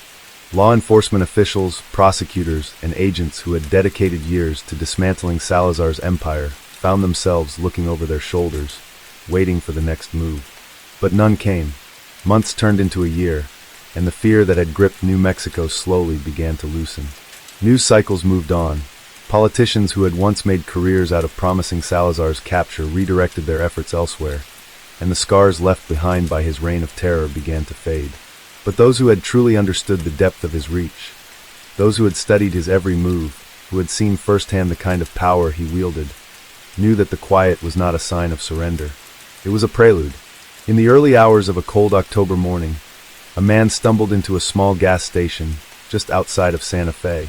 His clothes were torn, his body battered and bruised, his breath ragged as he collapsed onto the floor. The clerk behind the counter, startled, rushed to help him. As the man lifted his head, the clerk froze. He recognized the face. The man was Javier Sosa, one of Salazar's closest lieutenants, a man who had been presumed dead after the first wave of takedowns over a year ago. The police were called, and soon, FBI agents arrived at the gas station to take Sosa into custody. But what they found in the interrogation room left them shaken. Sosa, a man once known for his unshakable loyalty to Salazar, was now a shadow of his former self. His eyes darted wildly, his hands trembled, and he refused to sit still. When the agents finally managed to calm him enough to speak, his voice was barely above a whisper. "He's still here," Sosa murmured. "You don't understand. You never did." The agents pressed him for details, but what he told them only deepened the mystery. According to Sosa, Salazar had never truly disappeared. He had never even left New Mexico. The idea that he had fled to South America or Eastern Europe was a deliberate deception, a smokescreen designed to convince the world that he was gone. In reality, he had gone underground in the most literal sense. The agents were skeptical at first. The idea that Salazar had been operating under their noses for the past year seemed impossible. But then Sosa told them something that made their blood run cold. "He built a new city," Sosa whispered, "beneath the desert." At first, the agents assumed he was speaking metaphorically, but Sosa insisted otherwise. He described an elaborate network of underground tunnels, bunkers, and safe houses stretching for miles beneath the New Mexico desert. Hidden beneath abandoned mines, beneath old ghost towns, beneath places no one had thought to look. Salazar had always been obsessed with control, with having a contingency plan for every possible scenario. And when law enforcement had come for him, he had simply retreated deeper into the shadows. But what was even more terrifying was what Sosa claimed had happened to those who had tried to leave. "There's no leaving," he said. "Not alive." Sosa described a series of brutal purges, carried out by Salazar himself. Anyone who showed signs of disloyalty, anyone who had been compromised or who posed a risk, was eliminated. The disappearances that had plagued the investigation weren't random acts of violence. They had been deliberate executions, carried out in the name of maintaining secrecy. And somehow, through it all, Salazar had continued to operate, rebuilding his empire from beneath the earth itself. The FBI knew that if even a fraction of what Sosa was saying was true, it meant they had been playing Salazar's game all along. They hadn't been hunting him. He had been hurting them, manipulating them into thinking they were closing in while he continued to expand his reach. But now, for the first time in over a year, they had a lead. Sosa provided them with a location, a remote stretch of desert, far from any main roads, surrounded by nothing but barren wasteland. According to him, this was one of the entrances to Salazar's underground network. It wasn't the main base, but it was a starting point. The FBI wasted no time. Within hours, a team was assembled, SWAT teams, forensic specialists, tactical units, all prepared for what they might find. As they made their way toward the coordinates Sosa had given them, an eerie sense of foreboding settled over the team. The desert stretched endlessly around them, silent and unyielding. When they arrived, they found nothing but an abandoned gas station, half buried by sand and time. At first glance, there was nothing unusual about it. The structure was falling apart, the windows shattered, the sign faded and unreadable. It looked like it had been left to rot for decades. But then they found the hatch. Beneath the rusted remains of an old truck, partially hidden by debris, was a reinforced steel door, the kind that wasn't meant to be found. When they pried it open, they were met with a chilling gust of cold air, rising from the darkness below. Flashlights flickered to life as the team descended into the abyss. The air inside was thick and stale, carrying the scent of something long hidden from the world above. As they moved forward, they found themselves in a vast underground chamber, its walls lined with crude wiring, flickering bulbs casting long, twisted shadows. But what disturbed them most was the silence. The space was empty, no guards, no workers, nothing. It was as if whoever had been there had known they were coming, and had vanished before they could arrive. Then they saw the message. Scrawled across the far wall, in thick, dark letters, were two words. Too late. The realization hit them all at once. This had been a trap. Before they could react, an explosion ripped through the underground chamber, sending debris crashing down around them. The ground shook violently, dust and smoke filling the air as the team scrambled for cover. The reinforced tunnel began to collapse, forcing them to retreat before they were buried alive. By the time they made it back to the surface, the entrance was gone, swallowed by fire and rubble. Salazar had known they were coming, and once again he had vanished. The aftermath of the operation left law enforcement shaken. They had been outplayed at every turn, chasing shadows while Salazar continued to stay one step ahead. The weeks that followed were filled with frustration and dead ends. Every attempt to track down another entrance, another lead, another trace of Salazar's operation led nowhere. The man had once again disappeared, leaving behind nothing but rumors and fear. And then, just as before, the killings stopped. No more disappearances, no more cryptic messages, no more signs of Salazar's presence. It was as if he had simply ceased to exist. And yet, no one truly believed he was gone, because deep down they all knew the truth. He was still out there, waiting, watching, and when the time was right, he would return. The days that followed the failed operation were filled with tension and unease. The FBI and local authorities knew they had suffered a devastating loss, not just in manpower, but in their credibility. For months, they had worked under the belief that they were gaining ground, dismantling the last remnants of Salazar's empire. But now it was clear that everything had been orchestrated. Every move they made, every supposed victory, had been part of a grander scheme. Salazar had never been caught off guard.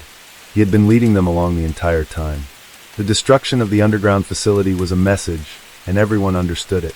Salazar was not just a criminal, he was a tactician, someone who had turned the very act of pursuit into a game he could manipulate. And if he had been one step ahead before, now he was miles ahead. But something had changed. The silence following the explosion was not the same as before. It wasn't the eerie, calculated quiet of a criminal empire biding its time. It was different. Something had shifted in the underworld of New Mexico. There were whispers in the streets, rumors among informants and old contacts. Something had happened to Salazar, but no one knew exactly what. The FBI doubled their efforts, scouring the region for any trace of movement, any sign that could tell them where Salazar had gone and what he was planning next.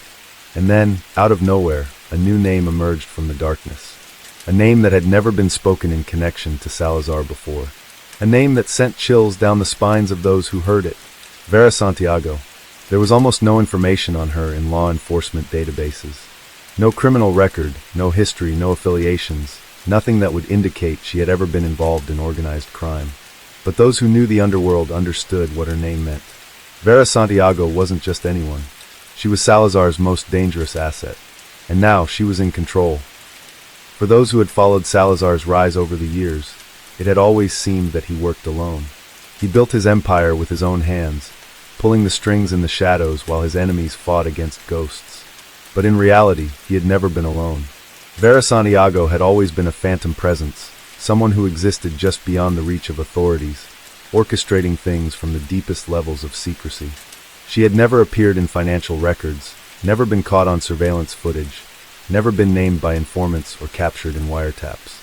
Yet, her influence was undeniable. In the weeks following Salazar's supposed disappearance, the underworld of New Mexico shifted in a way that no one had anticipated. The violence stopped. The disappearances halted.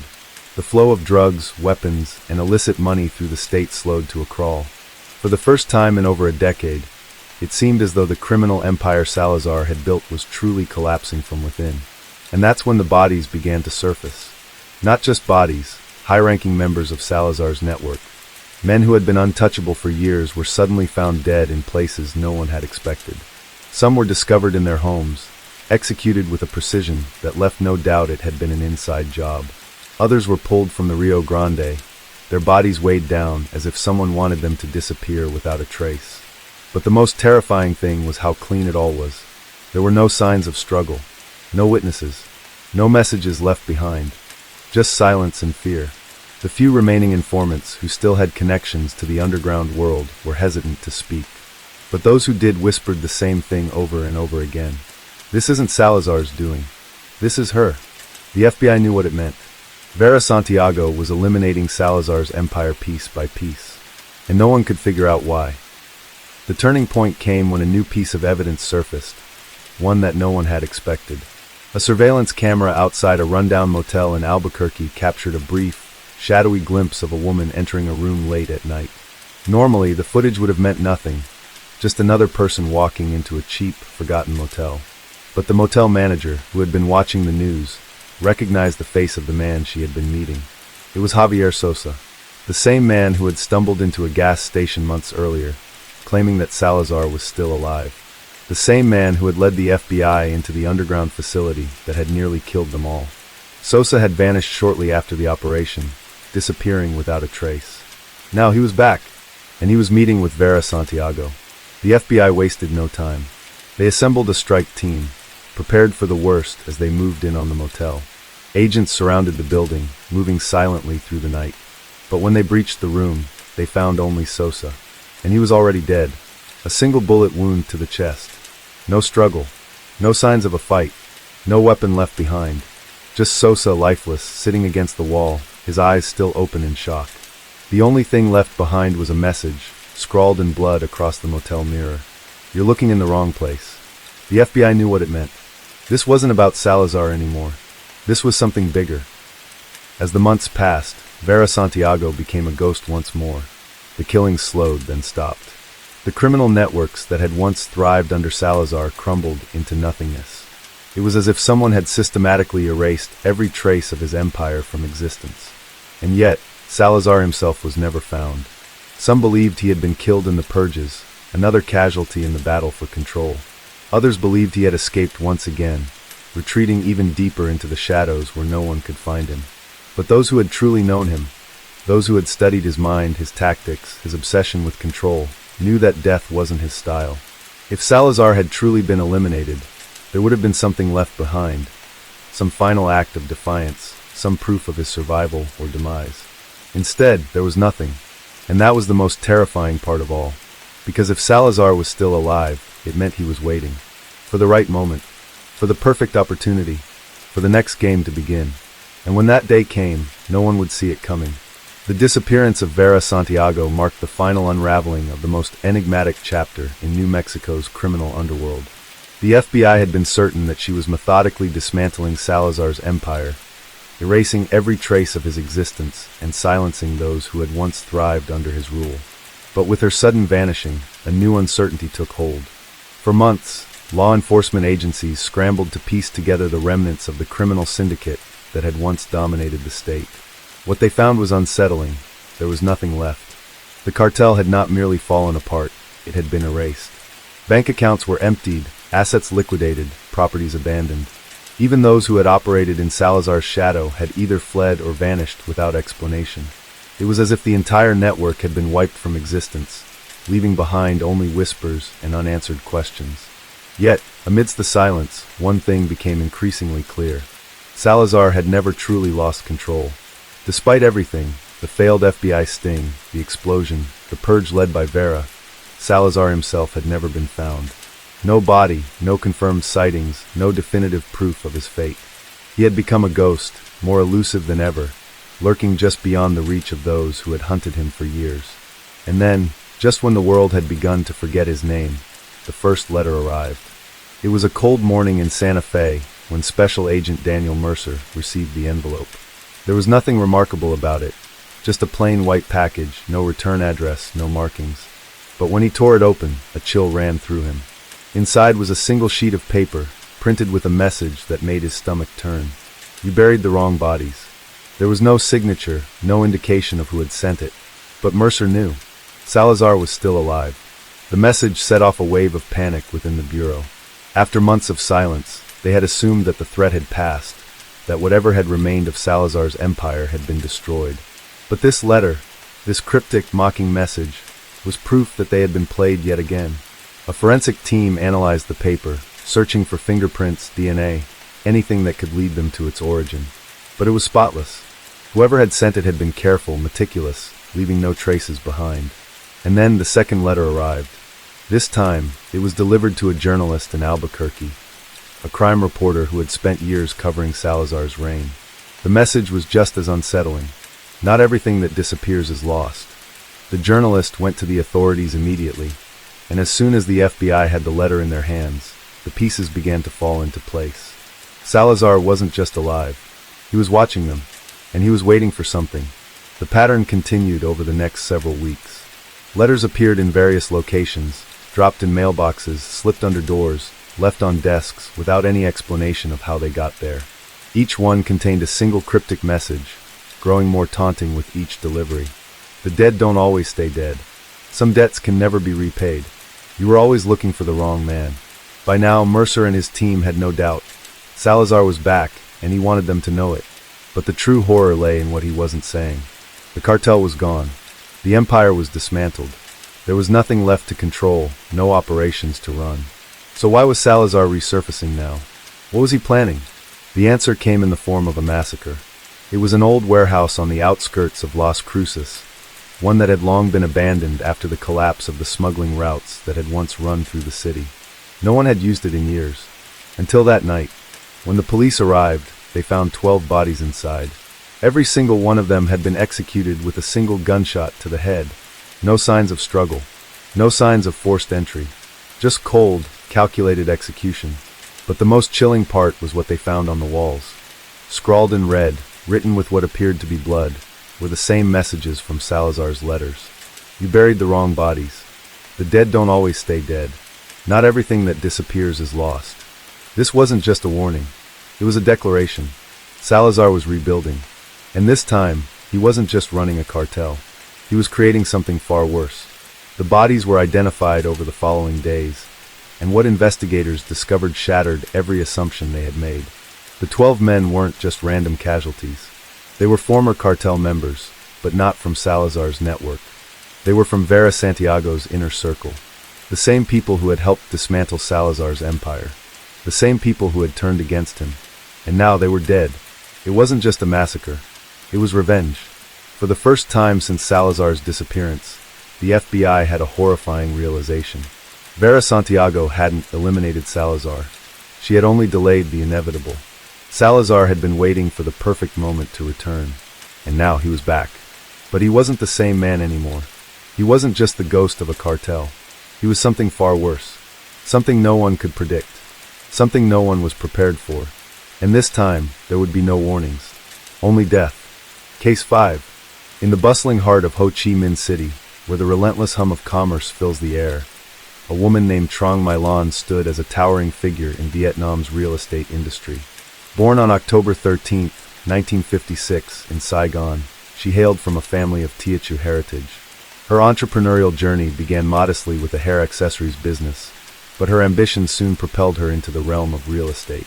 In 1992, she founded the Van Thin Phat Group, a company that would become synonymous with luxury developments across Vietnam. Lan's ascent was meteoric. Through strategic alliances and an uncanny ability to navigate the complex intersections of business and politics, she expanded her empire. By 2012, she had gained control over the Saigon Joint Stock Commercial Bank, SCB, Vietnam's largest bank by assets.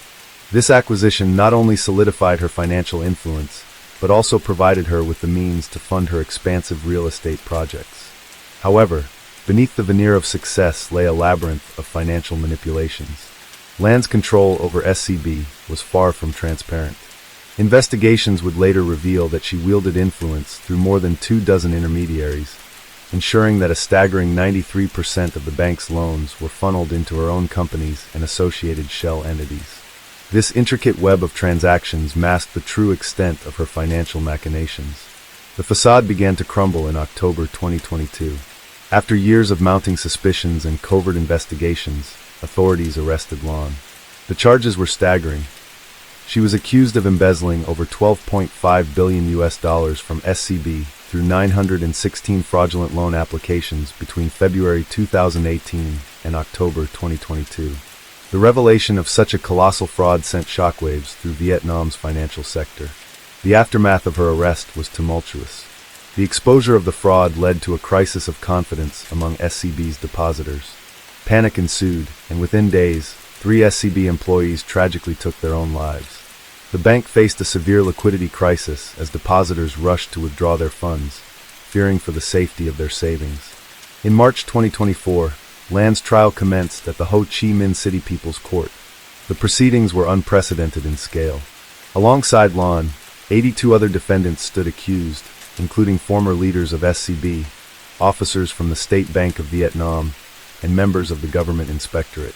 The charges ranged from embezzlement to bribery and violations of banking regulations. The court meticulously dissected the operations of Van Thin Fat Group and SCB. Testimonies revealed how Lan, with the assistance of her niece, Trong Hu Van, had established 52 shell companies and 4 legitimate businesses.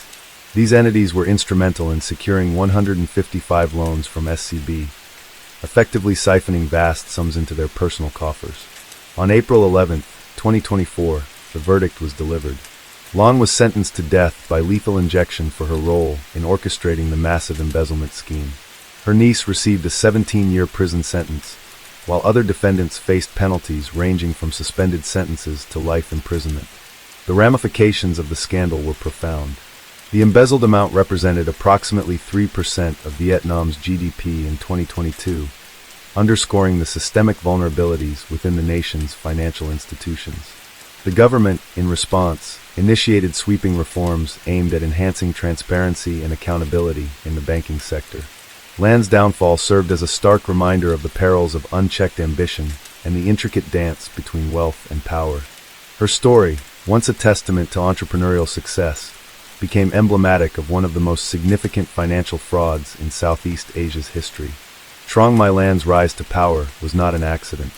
She was a master of influence, a woman who understood the intricacies of Vietnam's financial and political landscape like few others. From the early days of her business ventures, she built relationships with key figures in both government and banking, ensuring that her real estate empire would never lack the funding or regulatory approvals it needed to expand. She was strategic, careful, and above all patient. While others sought quick gains, she played the long game, weaving a network of power that extended into the highest levels of the country's financial system. For decades, Vietnam had been undergoing rapid economic development, transitioning from a centrally planned economy to one driven by market forces. Foreign investment was pouring in, and real estate was booming. It was the perfect environment for someone like Lan to thrive. She understood that land was the ultimate commodity, a finite resource that could only appreciate in value.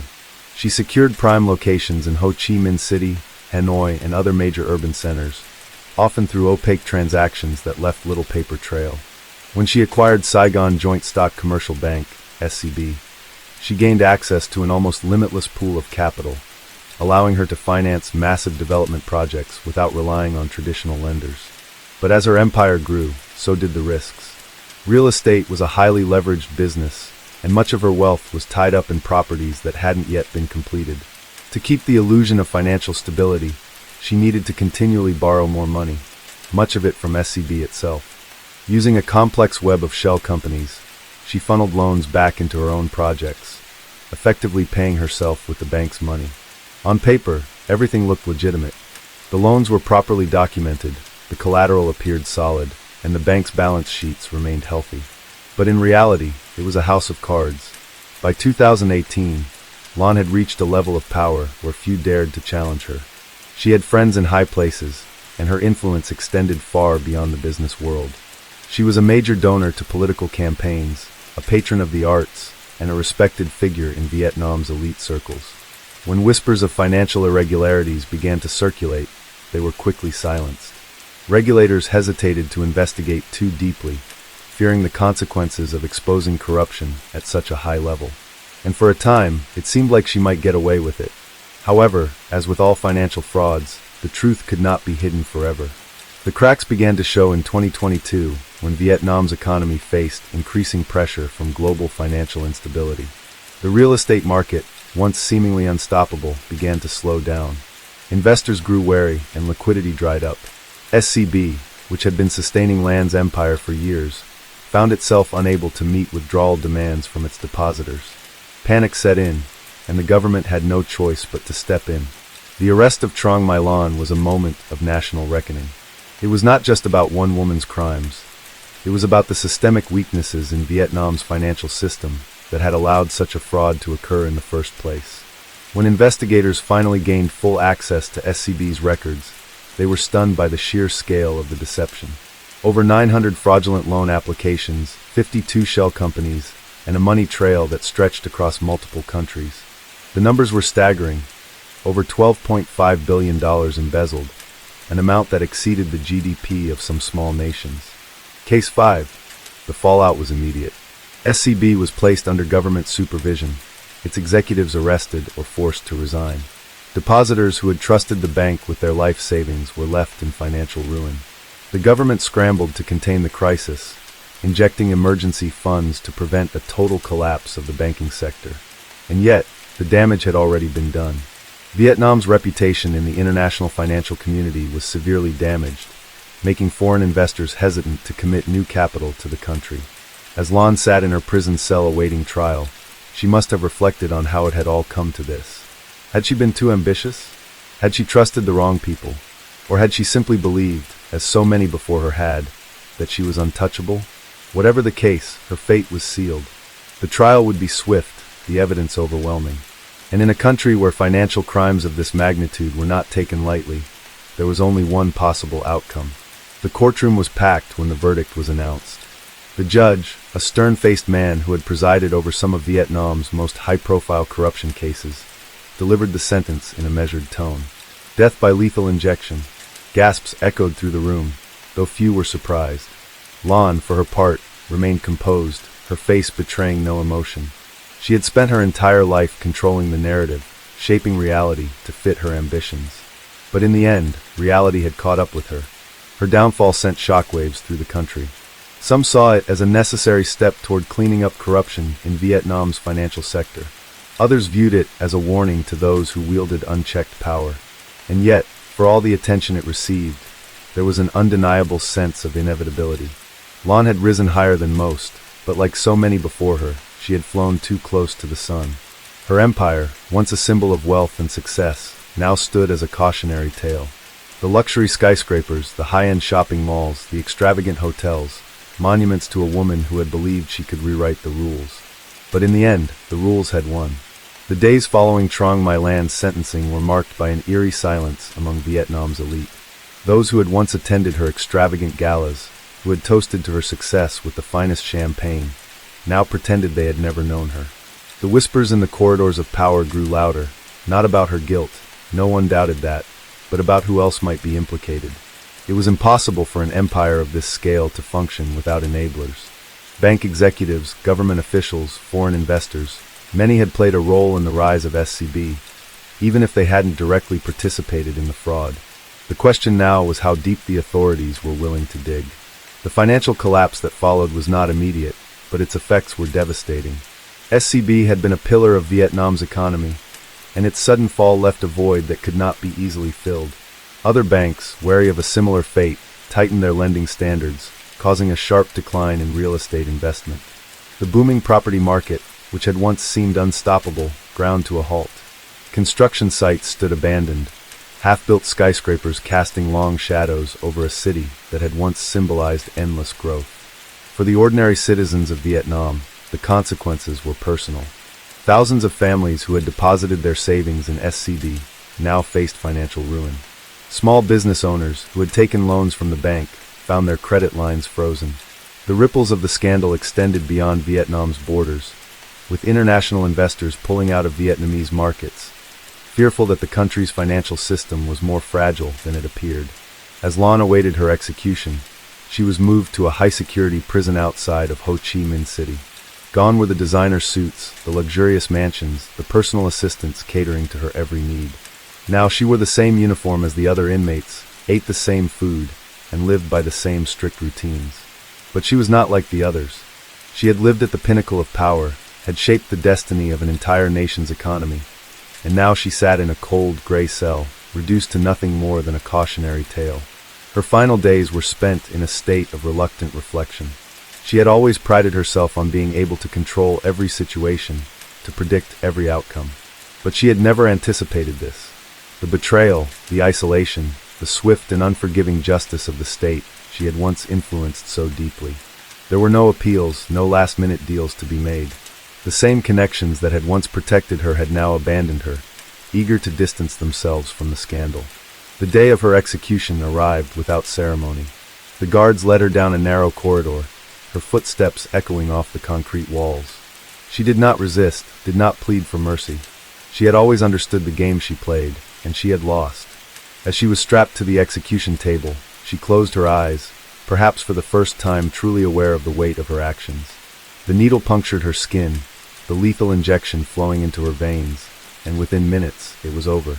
The woman who had once controlled billions, who had shaped the fate of a nation, was gone. But the story did not end there. In the weeks that followed, the Vietnamese government launched an extensive crackdown on corruption within the banking and real estate sectors. Executives were arrested, their assets seized. High-ranking officials who had turned a blind eye to Land's dealings were quietly removed from their positions. The government issued statements promising a new era of financial transparency, though many doubted whether real change would come. Internationally, the scandal had lasting repercussions. Foreign investors, once eager to pour money into Vietnam's booming economy, hesitated. The fear of systemic corruption, of hidden financial risks, made them reconsider. The Vietnamese stock market suffered, and the country's economic growth slowed. It was a painful but necessary reckoning, a harsh reminder that no economy, no matter how promising, could thrive on deception. Years later, the ruins of Land's empire still stood as silent reminders of her rise and fall. The unfinished skyscrapers, the vacant luxury malls, the abandoned penthouses, monuments to a dream that had turned to dust. Some of her former associates managed to rebuild their lives, reinventing themselves under different names in different industries. But for many, the scandal would never truly fade. It was a stain on Vietnam's history, a lesson written in billions of lost dollars and shattered lives. And yet, in the shadows of the wreckage, new players emerged. The cycle continued. Another entrepreneur, another bank, another ambitious scheme. Because greed, like history, has a way of repeating itself. The collapse of Trong My Land's empire did not just affect those directly tied to her business dealings. It sent shockwaves through Vietnam's entire economic and political system, leaving behind a landscape of uncertainty and fear. In the aftermath of the SCB scandal, government agencies scrambled to contain the damage. Officials publicly assured citizens that their savings were secure, that the country's financial system was resilient, and that those responsible for the fraud would be punished. But behind closed doors, the panic was palpable. Investigators pored over financial records, trying to map out the full extent of the corruption. It was bigger than anyone had imagined. Land's personal empire, once hidden behind layers of shell companies, offshore accounts, and carefully structured real estate deals, was being dismantled piece by piece. The Vietnamese government seized luxury properties, froze bank accounts, and auctioned off assets to recover some of the losses. International law enforcement agencies, from Interpol to the FBI, began looking into whether her financial web had extended beyond Vietnam's borders. Rumors swirled that foreign banks had helped launder her money, that powerful business figures in Hong Kong and Singapore had been complicit in her schemes. For many in Vietnam's elite, the real concern was not just the loss of money, but the potential exposure of their own misdeeds. Lan had not built her empire alone. There were ministers, bureaucrats, and even military officials who had benefited from her success. Some had accepted bribes to approve fraudulent loans. Others had turned a blind eye to regulatory violations in exchange for favors. Now, with Lan gone, they feared that they would be next. A series of quiet resignations followed. High-ranking officials suddenly stepped down for health reasons. Business executives disappeared from the public eye. Some fled the country, seeking refuge in nations without extradition treaties. But for others, escape was not an option. One by one, arrests were made. The police rounded up former SCB executives, real estate developers, and government regulators who had been linked to the scandal. Some cooperated, providing evidence in exchange for reduced sentences. Others maintained their innocence, insisting that they had simply been following orders. But the evidence was overwhelming. Documents detailing fraudulent transactions, recorded conversations discussing bribes, testimonies from whistleblowers who had once worked for Lan. The trials that followed were swift and highly publicized. The Vietnamese government needed to send a message that no one, no matter how powerful, was above the law. Several key figures received lengthy prison sentences, their fortunes stripped away. The courts ordered restitution, but much of the money was gone, lost in offshore accounts that would never be recovered. Yet, for all the government's efforts to restore trust, the damage was done. The Vietnamese economy struggled to recover. Foreign investors hesitated to return, wary of another collapse. Small businesses, which had once thrived under the credit system fueled by SCB, now found themselves unable to secure loans. The real estate market, once a symbol of Vietnam's rapid modernization, stagnated. Unfinished buildings dotted the skyline, monuments to a financial empire that had crumbled overnight. For ordinary citizens, the scandal was more than just headlines. It was a harsh reality. Thousands had lost their life savings, caught in the collapse of SCB. Retirees who had trusted the bank with their pensions now faced financial ruin. Young families who had taken loans to buy homes found themselves in debt, with no way to refinance. Protests erupted in major cities, demanding justice for the victims. The government responded with promises of reform, but trust was not easily regained. As the years passed, the memory of Trong My Land's empire began to fade, but its consequences lingered. The financial sector implemented stricter regulations, making it harder for fraud on such a scale to occur again. Political leaders distanced themselves from the scandal, rewriting history to present themselves as champions of justice. But behind the scenes, the game remained unchanged. New business empires rose, new power players emerged, each promising a new era of prosperity. And yet, in the quiet corners of Vietnam's financial world, there were whispers. Whispers of new deals being made, of new fortunes being built in the shadows, of lessons learned, not in how to prevent corruption, but in how to hide it better. Because greed does not disappear. It evolves. And as long as there is power to be gained, there will always be those willing to risk everything to seize it. The fallout from Trong My Land's empire continued to ripple through Vietnam and beyond. Despite the government's efforts to contain the scandal, the damage had already been done. The scale of the fraud had shaken the very foundations of Vietnam's economic and political landscape, exposing vulnerabilities that had long been ignored. For those who had once thrived under land's shadow, survival became the only priority.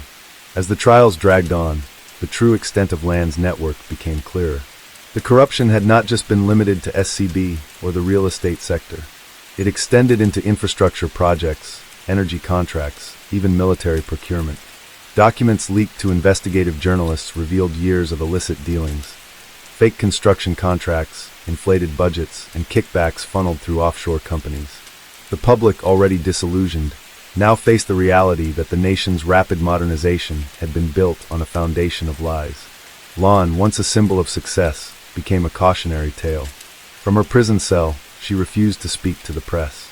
Some believed she had made a deal, that in exchange for leniency, she had provided investigators with names, accounts, details that would take down even bigger figures. Others speculated that she was simply biding her time, waiting for the political winds to shift in her favor. After all, she had built an empire from nothing. Who was to say she couldn't rebuild it from within prison walls? But the empire she had left behind was crumbling. Without her control, SCB was dismantled, its assets divided among other financial institutions. Properties once owned by her real estate group were seized by the state, auctioned off to new developers eager to distance themselves from the scandal.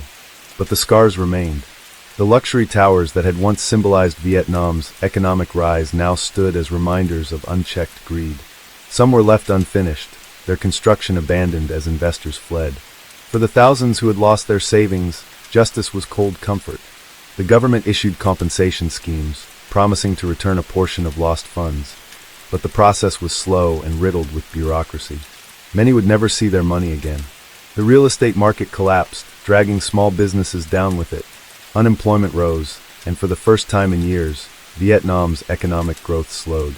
Internationally, Vietnam faced scrutiny. Foreign banks that had once welcomed Vietnamese capital now hesitated, fearing exposure to further corruption scandals. Trade agreements were reevaluated, with some nations demanding stricter oversight on Vietnamese financial practices. The country's leadership, desperate to restore confidence, enacted sweeping reforms, promising transparency and stricter regulations. But trust, once broken, is not easily repaired. In the political sphere, the scandal became a weapon. Rival factions within the government used it to settle old scores, accusing one another of complicity. Ministers fell, bureaucrats were reassigned, and new faces emerged, promising change. Yet, behind closed doors, the game remained the same. Those who had once stood by Lan now sought new alliances, shifting their loyalties to the next rising power. For the ordinary people, life went on. The streets of Ho Chi Minh City, once bustling with high-end real estate developments, now saw a different kind of growth. Small businesses adapted, turning to alternative financial models. Crowdfunding platforms emerged, helping entrepreneurs bypass the traditional banking system. Digital currencies gained popularity as distrust in traditional institutions grew. Yet, in the quiet corners of Vietnam's financial world, whispers persisted. Whispers of hidden assets, of money that had never been recovered. Some believed Lan had stashed billions in offshore accounts, waiting for the right moment to reclaim her fortune. Others spoke of new players rising, learning from her mistakes, ready to exploit the same system that had once made her untouchable. Because power, once seized, is never easily relinquished. And in the shadows of Vietnam's economic recovery, a new generation of opportunists watched and waited, ready to take their turn at the game. In the aftermath of the SCB scandal, Vietnam's financial and political landscape underwent a transformation, though not the one many had hoped for. While the government publicly declared victory in dismantling the corrupt empire of Trang Milan, behind closed doors, the deeper networks of power remained largely intact. The roots of corruption ran too deep, too intertwined with Vietnam's modernization efforts, to be easily removed. Trang Milan herself became something of a ghost within the system. Officially, she was imprisoned, serving a life sentence for orchestrating the largest financial fraud in the country's history. But whispers suggested that her influence had not entirely vanished. Some claimed that the luxurious prison where she was held was more akin to a private estate, where she continued to conduct business through intermediaries. Others insisted that she had transferred control of her wealth to loyal associates who operated in her stead. Regardless of the truth, one thing was certain: Lan had built a system designed to outlive her, and in many ways it had. Meanwhile, the financial markets struggled to recover. The Vietnamese government injected funds into the economy to stabilize investor confidence, but the damage had already been done. International institutions tightened regulations on Vietnamese transactions, making it harder for businesses to secure loans or conduct foreign investments. Several banks, once seen as rising stars in Southeast Asia, faced internal audits, revealing further cases of mismanagement and fraud. SCB had been the largest scandal, but it was not the only one. For ordinary citizens, the aftermath was particularly painful. Thousands had lost their life savings, their homes, their businesses. The government's compensation programs were slow, bureaucratic, and often ineffective. Many former SCB customers found themselves trapped in legal battles, trying to reclaim even a fraction of what had been stolen. The real estate market, once fueled by speculation and artificial growth, collapsed, leaving towering skeletons of unfinished buildings across Ho Chi Minh City and beyond.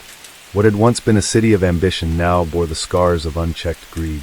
In the political world, the scandal served as both a warning and an opportunity. Rival factions within the Communist Party used the fallout to settle old scores, pushing out those who had been too closely tied to Lan's operations.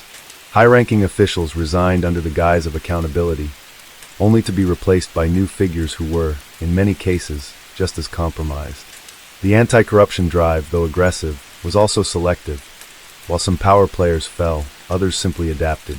Among the most unsettling revelations was the extent of foreign involvement in Lan's operations. Investigations uncovered offshore accounts, hidden investments in European and Middle Eastern banks, and a network of shell companies spanning multiple continents. Some international banks quietly settled cases, avoiding further scrutiny, while others faced legal battles that dragged on for years. Yet, in the grand scheme of things, the world moved on. Other financial crises emerged elsewhere, drawing attention away from Vietnam's struggles. The international media, once fixated on the scandal, found new stories to chase. Even within Vietnam, as the years passed, the memory of SCB faded. People adapted, finding new ways to navigate an economy that had been fundamentally reshaped by the scandal. And then a rumor surfaced, one that reignited old fears. A high-profile journalist, known for exposing financial corruption, received an anonymous tip about hidden assets connected to Lan. According to the source, billions remained unaccounted for, locked away in offshore trusts or hidden within the legal loopholes of international finance. The journalist, eager to uncover the truth, began digging. But before they could publish their findings, they disappeared. The official report cited a tragic accident. The journalist had been traveling in a remote province when their vehicle veered off the road. No foul play was suspected, but those who knew the journalist were unconvinced. They had been careful, meticulous. The timing was too convenient, too coincidental. Whispers began again. If Land's empire had truly fallen, then why did its shadows still linger? Why did those who sought the truth continue to meet unfortunate ends? Because power, once acquired, is never easily relinquished. And in Vietnam's underworld, where fortunes are made and lost in silence, the game was far from over. Case 6. In the intricate web of European finance, one name stands out as a central figure in one of the continent's most extensive tax fraud scandals, Sanjay Shah. Born in London to Indian parents, Shah initially pursued a career in medicine before shifting to finance. His journey led him through prominent financial institutions, including Merrill Lynch and Credit Suisse, before he established his own investment firms. However, it was his involvement in the Cum-Ex trading scheme that would etch his name into the annals of financial infamy. The Cum-Ex scandal, which came to light in 2017, revolved around a complex stock trading strategy that exploited tax systems across Europe. At its core, the scheme involved the rapid trading of shares to create the illusion of multiple owners, each entitled to a tax rebate on dividends. This manipulation allowed participants to claim refunds on taxes they had never paid, draining European treasuries of an estimated 55 billion euros. Shah's role in this elaborate fraud was significant. Operating from Dubai, he orchestrated trades that took advantage of loopholes in tax laws, particularly in Germany and Denmark. Through his network of companies, Shah facilitated transactions that enabled multiple parties to claim the same tax refund. His operations were so extensive that Danish authorities accused him of masterminding a scheme that defrauded Denmark alone of 1.7 billion euros. Despite the mounting allegations, Shah maintained his innocence. Residing in a luxurious villa in Dubai, he lived a life of opulence, far from the jurisdictions seeking his prosecution. His extradition proved challenging due to the complexities of international law and the absence of treaties between the involved nations. As legal battles ensued, Shah's case highlighted the difficulties in addressing financial crimes that transcend borders. The Cum-Ex scandal not only exposed vulnerabilities in European tax systems, but also underscored the intricate interplay between finance, law, and international cooperation. As investigations continued, they revealed a network of bankers, lawyers, and traders complicit in the scheme, leading to widespread scrutiny and calls for systemic reforms. In the end, the saga of Sanjay Shah and the Cum-Ex scandal serves as a stark reminder of the potential for exploitation within complex financial systems and the ongoing challenges in bringing such perpetrators to justice. Viktor Andreev's life and how he built his criminal network across Europe, from antique smuggling to illegal banking operations that made him increasingly wealthy and untouchable by law. However, with his expanding fortune and power, Viktor began to attract the attention of authorities, and slowly, cracks started to form within his empire. As Viktor delved deeper into his operations, he realized that the criminal underworld was far from stable. He was a master at covering his tracks, but each move he made gradually limited his escape routes. One of his riskiest decisions was entering the world of high-stakes financial fraud, a realm where even the slightest misstep could trigger a cascade of consequences. The scheme began with offshore accounts in Switzerland and Cyprus, where he funneled millions through a network of shell companies. These companies, seemingly legitimate, were nothing more than facades that laundered illicit money from arms smuggling, art theft, and cryptocurrency scams. Viktor's brilliance lay in his ability to manipulate financial systems, using AI-driven algorithms to execute high-frequency trades that blurred the origins of his wealth. At first, his plan worked seamlessly. Investors, lured by promises of staggering returns, poured their money into his funds, unaware that they were nothing more than elaborate Ponzi schemes. With each new investor, Viktor paid the old ones, creating an illusion of success. His network spanned from London's financial district to discreet offices in Monaco, where he conducted business with powerful figures who, like him, thrived in secrecy. But as his empire expanded, so did the risks. A former associate, a Hungarian banker named Laszlo Kovacs, became disillusioned with Viktor's methods. Laszlo had initially been drawn to the operation by the promise of unimaginable wealth, but over time, he began to see the true cost: financial ruin for unsuspecting victims, lives destroyed by deception. Fearing for his own future, Laszlo made a fateful decision. He contacted European authorities, offering them an inside look at Viktor's empire in exchange for immunity. Unbeknownst to Viktor, a multinational task force had been monitoring his activities for months. Laszlo's testimony provided the missing piece of the puzzle. Specific names, transaction records, and encrypted communications that painted a damning picture of Victor's operations. The authorities launched a covert operation, surveilling Victor's movements, tracking his private jets, and intercepting his financial transactions. Despite his paranoia, Victor remained convinced of his invincibility. He had bribed politicians, manipulated law enforcement agencies, and built a web of influence that made him feel untouchable. But he underestimated the power of betrayal. One evening in Zurich, as he prepared to finalize a deal with a wealthy Middle Eastern investor, a sudden commotion erupted in the lobby of his five-star hotel. Within seconds, a team of Swiss and Europol agents stormed the premises, moving with precision. Victor, always calculating, instinctively reached for the escape route he had meticulously planned. But this time, there was no way out. The arrest sent shockwaves through the financial and criminal worlds alike. News headlines across Europe painted Victor as the mastermind of one of the largest fraud schemes in history. His assets were frozen, his associates arrested, and his empire dismantled piece by piece. Yet, even as he sat in an interrogation room, facing a lifetime behind bars, Victor's mind remained restless. He had spent decades outmaneuvering his enemies, and as the interrogators laid out their case against him, a faint smirk played on his lips. He knew one thing that they didn't. His fortune wasn't entirely gone, and there were still those loyal to him on the outside.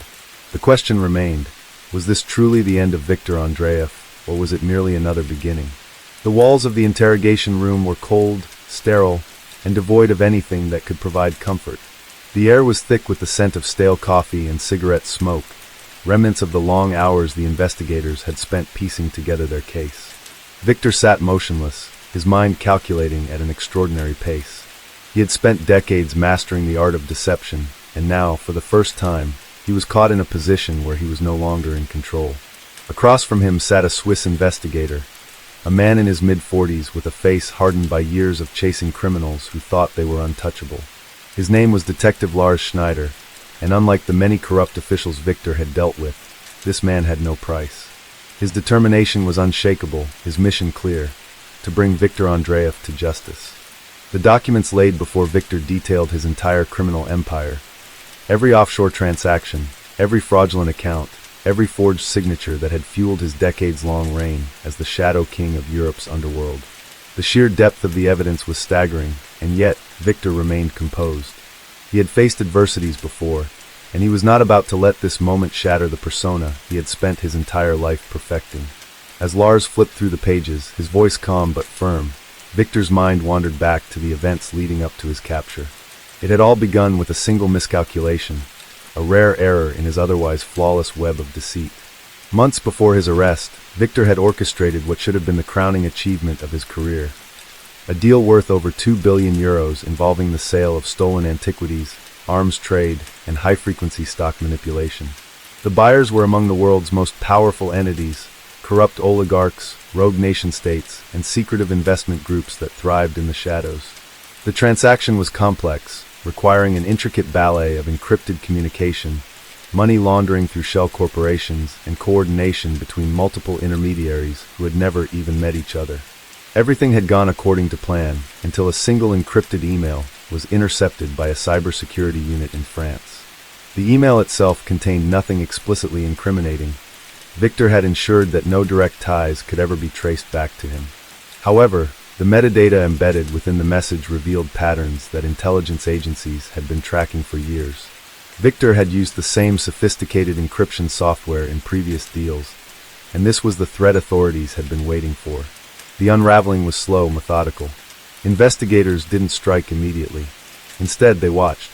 They followed the trails, connected the dots, and built a case so airtight that even Victor's most skilled lawyers would struggle to dismantle it.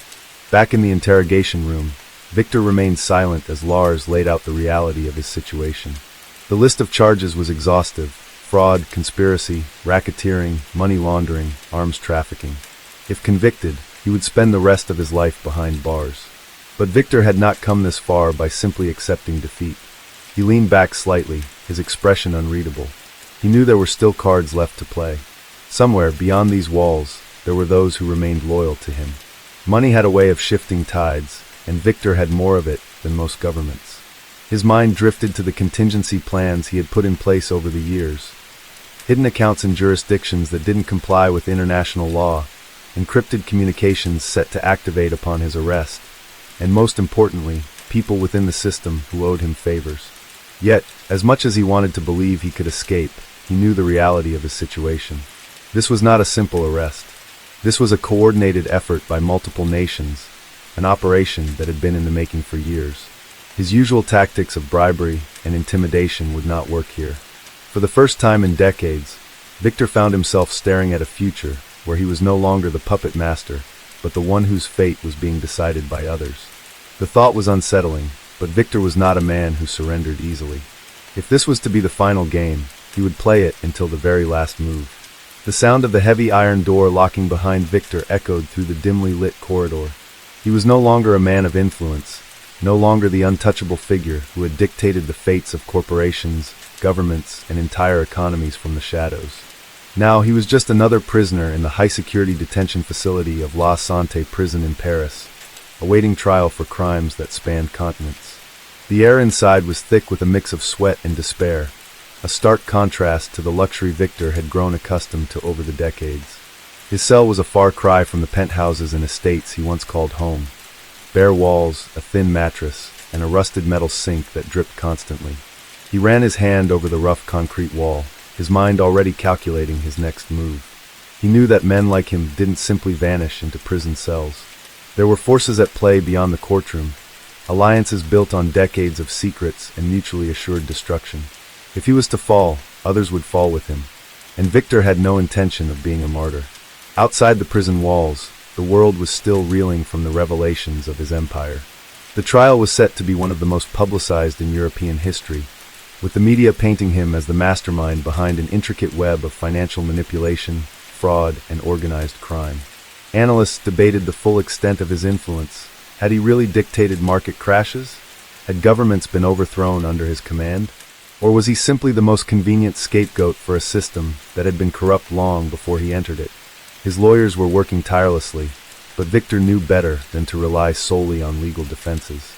He needed leverage, something that would remind the world, especially those in power, that his knowledge was too dangerous to be buried in a cell. As the trial neared, documents began surfacing in unexpected places. Anonymous leaks to journalists, encrypted files sent to intelligence agencies, and dossiers implicating some of the world's most powerful figures in crimes far worse than what Victor was accused of. The public was outraged, but not at Victor. Instead, attention shifted to the very institutions that had once condemned him. Rumors began swirling of a deal being negotiated behind closed doors. Victor's knowledge was too valuable, his connections too vast. There were whispers of an alternative fate, one that did not involve a lifetime behind bars. But Victor knew the game was far from over. He had spent his life controlling others, and he would not allow himself to become a pawn. If they wanted to strike a deal, it would be on his terms. And if they planned to silence him instead, they would find that Victor Andreev was not a man who went down without a fight. Victor sat in his dimly lit cell, staring at the damp concrete wall, his mind calculating every possible outcome. He had built his empire on strategy, on understanding the weaknesses of others, and turning them into his own advantage. Now, for the first time, the system had turned against him. But he wasn't beaten yet. Outside the prison walls, the world was still unraveling from the leaks. High-ranking officials across multiple governments were resigning, corporate leaders were vanishing into exile, and intelligence agencies were working overtime to contain the damage.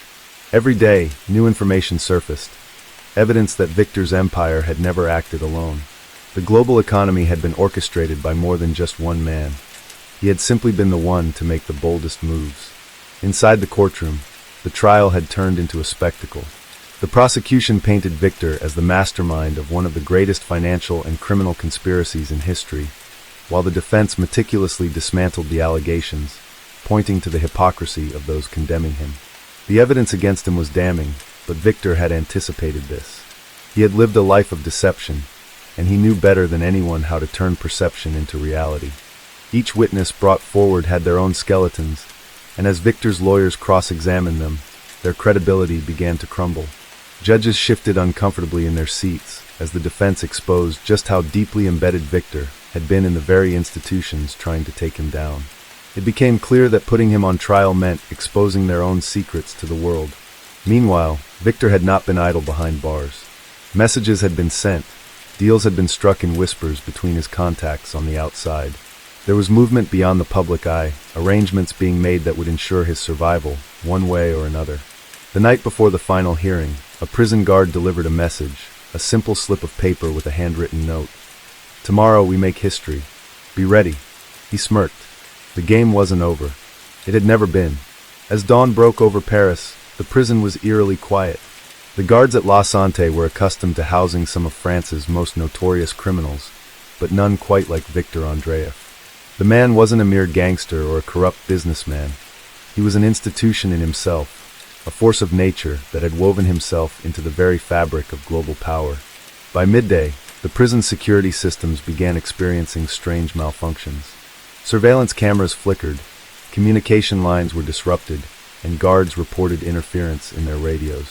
At first, it seemed like nothing more than a technical glitch, but those who had spent years working in intelligence knew better. Inside the courtroom, Victor was led to the defendant's stand. He wore the same calm, unreadable expression he always did. He listened as the prosecutor delivered their closing statement, listing his alleged crimes one by one. Fraud, market manipulation, money laundering, conspiracy. The accusations piled up like bricks in a wall meant to bury him. Then, just as the judge prepared to announce the next phase of the proceedings, chaos erupted. The courtroom lights flickered before plunging into darkness. A loud bang echoed through the chamber, followed by shouts from security personnel. Victor remained seated, composed, as the chaos unfolded around him. In the confusion, figures moved quickly through the courthouse. They were coordinated, precise, working with military efficiency. They bypassed security measures with ease, as if they had been designed for this very moment. Within minutes, Victor was no longer in his seat. By the time order was restored, the courtroom was empty. The world woke up the next morning to a single message broadcast on encrypted channels, a message that sent shockwaves through governments and intelligence agencies alike. You cannot erase what was built in the shadows. The empire lives on. Victor Andreev had vanished. The streets of Paris were restless that night. The escape of Victor Andreev had sent shockwaves through the world, exposing the fragility of institutions once believed to be impenetrable. Governments scrambled to contain the news. Intelligence agencies worked tirelessly to trace any lead, and law enforcement poured into the city like a flood. But Victor was already gone. His escape had not been a desperate act of a man on the run. It had been a carefully orchestrated operation, planned long before he had ever stepped foot in that courtroom. There had been no blind luck, no fortunate coincidences. Every element had been designed with precision, executed flawlessly by people who owed him everything. As the city descended into lockdown, with every airport, train station, and border crossing under heavy surveillance, Victor sat in the back of an unmarked vehicle, heading towards a future only he knew existed. The men who had extracted him were silent professionals, men who had once served in the highest ranks of intelligence agencies before vanishing into the underworld. They worked not for ideology, not for law, but for something far more powerful, debt. Victor had built his empire on the principle of leverage. Every man and woman in his network owed him something, and he never let them forget it. Some owed him their fortunes, others their lives. The few who tried to betray him had learned that Victor never settled debts in half measures. The vehicle wound its way through the back streets of Paris, avoiding checkpoints and surveillance cameras. Every route had been planned, every obstacle anticipated. Within hours, Victor had left the city entirely. By the time the sun rose over Europe, Victor Andreev was nothing more than a ghost. The world watched in disbelief as news outlets scrambled for answers. How had the most closely monitored prisoner in modern history vanished without a trace? How had security forces, intelligence agencies, and global surveillance networks all failed? Some speculated about inside help, others whispered of a larger conspiracy, but no theory could fully explain the truth. Governments issued urgent warrants, entire agencies were mobilized, and the search extended across continents. But Victor Andreev had spent his life mastering one simple truth. Power was not about control, it was about perception. And now, the world perceived him as unstoppable. Months passed, and the trail grew colder. A handful of unconfirmed sightings emerged, each more improbable than the last. A private security contractor in Dubai claimed to have seen Victor in a luxury penthouse. But when authorities arrived, the apartment had been stripped of all evidence. A banker in Hong Kong reported a transaction linked to one of Victor's old shell companies, but the funds vanished before they could be traced. A journalist in Buenos Aires received an anonymous message, a single line of text. Empires don't die. They evolve. Governments tried to move on, shifting focus to other threats, other crises, but the legend of Viktor Andreev refused to fade. In the shadows, whispers grew, of a new syndicate rising, of financial networks being restructured, of old power brokers making moves in ways that defied explanation. And then one day the world changed again. It began with a single event, one that seemed, at first, entirely unrelated. A minor bank in Switzerland collapsed overnight, its accounts emptied, its records wiped. Authorities dismissed it as a cyber attack, a sophisticated breach by an unknown group. But those who had spent their lives in the world of finance recognized something deeper. Then came the second event. A multinational corporation, one of the largest in Europe, filed for bankruptcy under mysterious circumstances.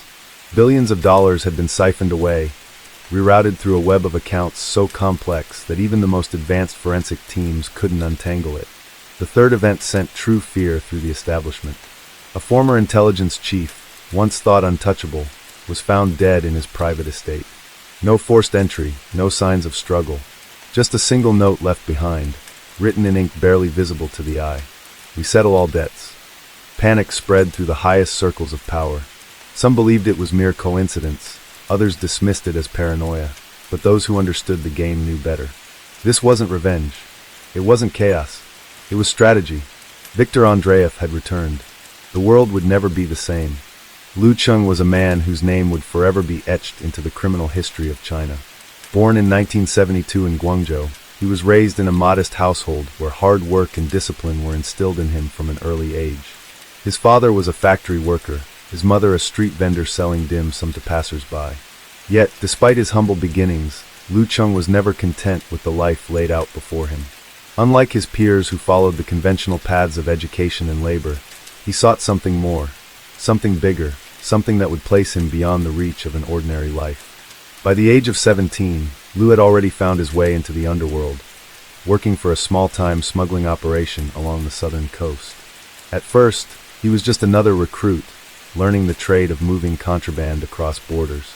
But unlike the others, Lu possessed something rare, an exceptional mind for organization, strategy, and deception. He quickly rose through the ranks, transforming from a mere foot soldier into a trusted lieutenant.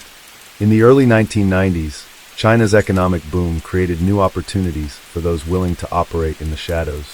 While legitimate businesses flourished, so did the illicit industries that thrived on loopholes in the system. Lu saw this as his chance. He broke away from his old associates and built something of his own, a sprawling empire of illegal trade that spanned across provinces.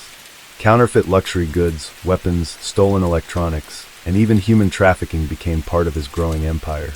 With every successful operation, his network expanded, pulling in corrupt officials, businessmen, and enforcers who ensured that his operations remained untouchable. Lu's most lucrative venture, however, was his involvement in the counterfeit pharmaceutical trade. As China's pharmaceutical industry grew, so did the demand for cheaper alternatives. Lu capitalized on this, producing fake medications that were nearly identical to legitimate ones. Factories were set up in remote locations, workers were paid in silence, and bribed regulators turned a blind eye. His counterfeit drugs infiltrated not just local pharmacies, but also international markets, causing a silent catastrophe as patients unknowingly consumed ineffective or dangerous medications. It wasn't until 2008 that authorities began to understand the true scale of Lu Cheng's empire. A shipment of counterfeit antibiotics had been intercepted in Hong Kong, traced back to one of his clandestine factories in Shenzhen. What followed was a slow, meticulous unraveling of a web so vast that it stunned even the most seasoned investigators. Lu had embedded himself deep within the system, making him nearly impossible to touch. For years, he evaded law enforcement through an intricate network of shell companies and offshore accounts. His presence was everywhere, yet he remained a ghost, constantly shifting locations and identities. By the time Chinese authorities launched their largest crackdown against organized crime in 2012, Lu was already miles ahead. He fled to Southeast Asia, where he continued his operations from the shadows, orchestrating deals through intermediaries. His downfall, however, came not from the authorities, but from betrayal within his own ranks. One of his most trusted lieutenants, fearing for his own safety, turned against him. With information provided by the insider, Chinese law enforcement, in collaboration with Interpol, finally tracked Lu down in a luxury villa in Bangkok. After an intense operation, he was captured and extradited back to China. Lu Cheng's trial was one of the most high-profile cases in Chinese history. The courtroom was packed with journalists, officials, and families affected by his counterfeit drugs. The evidence was overwhelming: financial records, testimonies, and mountains of confiscated goods. In the end, there was no escape. The verdict was swift, and the punishment severe. His empire crumbled, his wealth seized, and his name became a warning. A reminder that no matter how powerful a criminal might become, the law would always catch up. But for those who suffered from his crimes, justice came too late. Many lives had already been lost, and no sentence could undo the damage done. And so the name Lu Cheng faded into history, remembered not for his brilliance, but for the devastation he left behind. Lu Cheng sat in his prison cell, staring at the cold, gray walls that surrounded him. The once mighty kingpin of China's largest criminal empire was now nothing more than an inmate, stripped of his power, wealth, and influence. His story, however, was far from over. The fall of his empire had sent shockwaves through the criminal underworld, and the repercussions of his arrest would continue to unfold for years to come. For decades, Lu had operated with impunity, building a vast network of corruption and deceit that had made him one of the most powerful figures in China's black market. His counterfeit pharmaceutical business had earned him billions, but at the cost of countless lives. Victims of his fake medications had suffered agonizing deaths, their families left in despair, while Lu lived in luxury, untouched by the suffering he had caused. The trial had been swift, but the investigation into his empire was far from over. Authorities combed through thousands of documents, bank records, and coded communications, trying to piece together the full extent of his operations. Every day, new evidence emerged: hidden warehouses filled with counterfeit drugs, offshore accounts that had funneled billions through secret channels, and corrupt officials who had protected him for years. As Lu sat in his cell, he knew that his legacy was unraveling. His former allies, desperate to save themselves, were turning against him, revealing secrets he had worked so hard to keep hidden. The very people who had once sworn loyalty to him were now testifying in court, detailing the extent of his crimes in exchange for reduced sentences. Outside the prison walls, the world was changing. The Chinese government had launched its most aggressive anti-corruption campaign in decades, using Lu's case as a warning to others. Officials who had once been untouchable were now being investigated, their hidden dealings exposed to the public. The underworld, once ruled by Lu's iron fist, was now in chaos, as rival factions fought for control of the remnants of his empire. But even as Lu's world crumbled, a part of him refused to believe it was over. He had spent his entire life outmaneuvering the law, escaping capture time and time again. Was this truly the end? Or was there still a way out? Lu had always been a master strategist, a man who thrived in the shadows. He knew that prison was not an impenetrable fortress. It was just another system, with its own rules, its own weaknesses. He had bribed officials before. He had escaped from impossible situations. Perhaps, just perhaps, there was still a way to reclaim his freedom. He thought back to the early days of his empire, to the first deals he had made, the first risks he had taken. He had been young, ambitious, and fearless. Nothing had seemed impossible. Wasn't that the very mindset that had made him who he was? In the darkness of his cell, Lu Cheng began to plan. The game was not over yet. Lu Cheng knew he was running out of time. Every day that passed in his cold prison cell felt like a slow death, but his mind never stopped working. The old instincts, the ones that had made him the most powerful criminal in China, had not faded. If anything, they had sharpened. He had built an empire once. He could do it again. But the world outside had changed. The Chinese government had declared an all-out war against corruption and organized crime, and Lu's downfall had been the first major victory in their campaign. The very officials he had once bribed were now being exposed, arrested, and sent to trial. His offshore accounts were being seized, his hidden warehouses raided, and his most trusted allies taken in for questioning. Some had already turned against him, trading information for their own survival. The walls were closing in, but Lu knew that every system had cracks. His prison was one of the highest security facilities in China, built to house the most dangerous criminals, drug lords, corrupt politicians, and violent gang leaders. Yet, even in the tightest cages, corruption still thrived. The guards had power. Power over the prisoners. Power over information. And where there was power, there was always a price. Lou spent months observing, watching carefully for weak spots. He studied the guards' routines, their habits, their personalities. Some were loyal to the system, but others had debts. Gambling, affairs, addictions. Weaknesses he could exploit. He started small. A whispered conversation here, a coded message there. A promise of wealth, a reminder of what he had once controlled. The prison was filled with men who had once served him. Old associates, former enforcers, and even lower-level corrupt officials who had been caught in the Purge. They still feared him. They still remembered what he was capable of. The first bribe went unnoticed. Then the second. Slowly, he built a network within the prison walls. Outside, the world had not forgotten him. Despite the government's crackdown, there were still those who remained loyal. Men who had fled to foreign countries, waiting for the right moment. The pieces of his empire that had survived, scattered but not destroyed, were still waiting for his command. Then came the opportunity. A transfer order.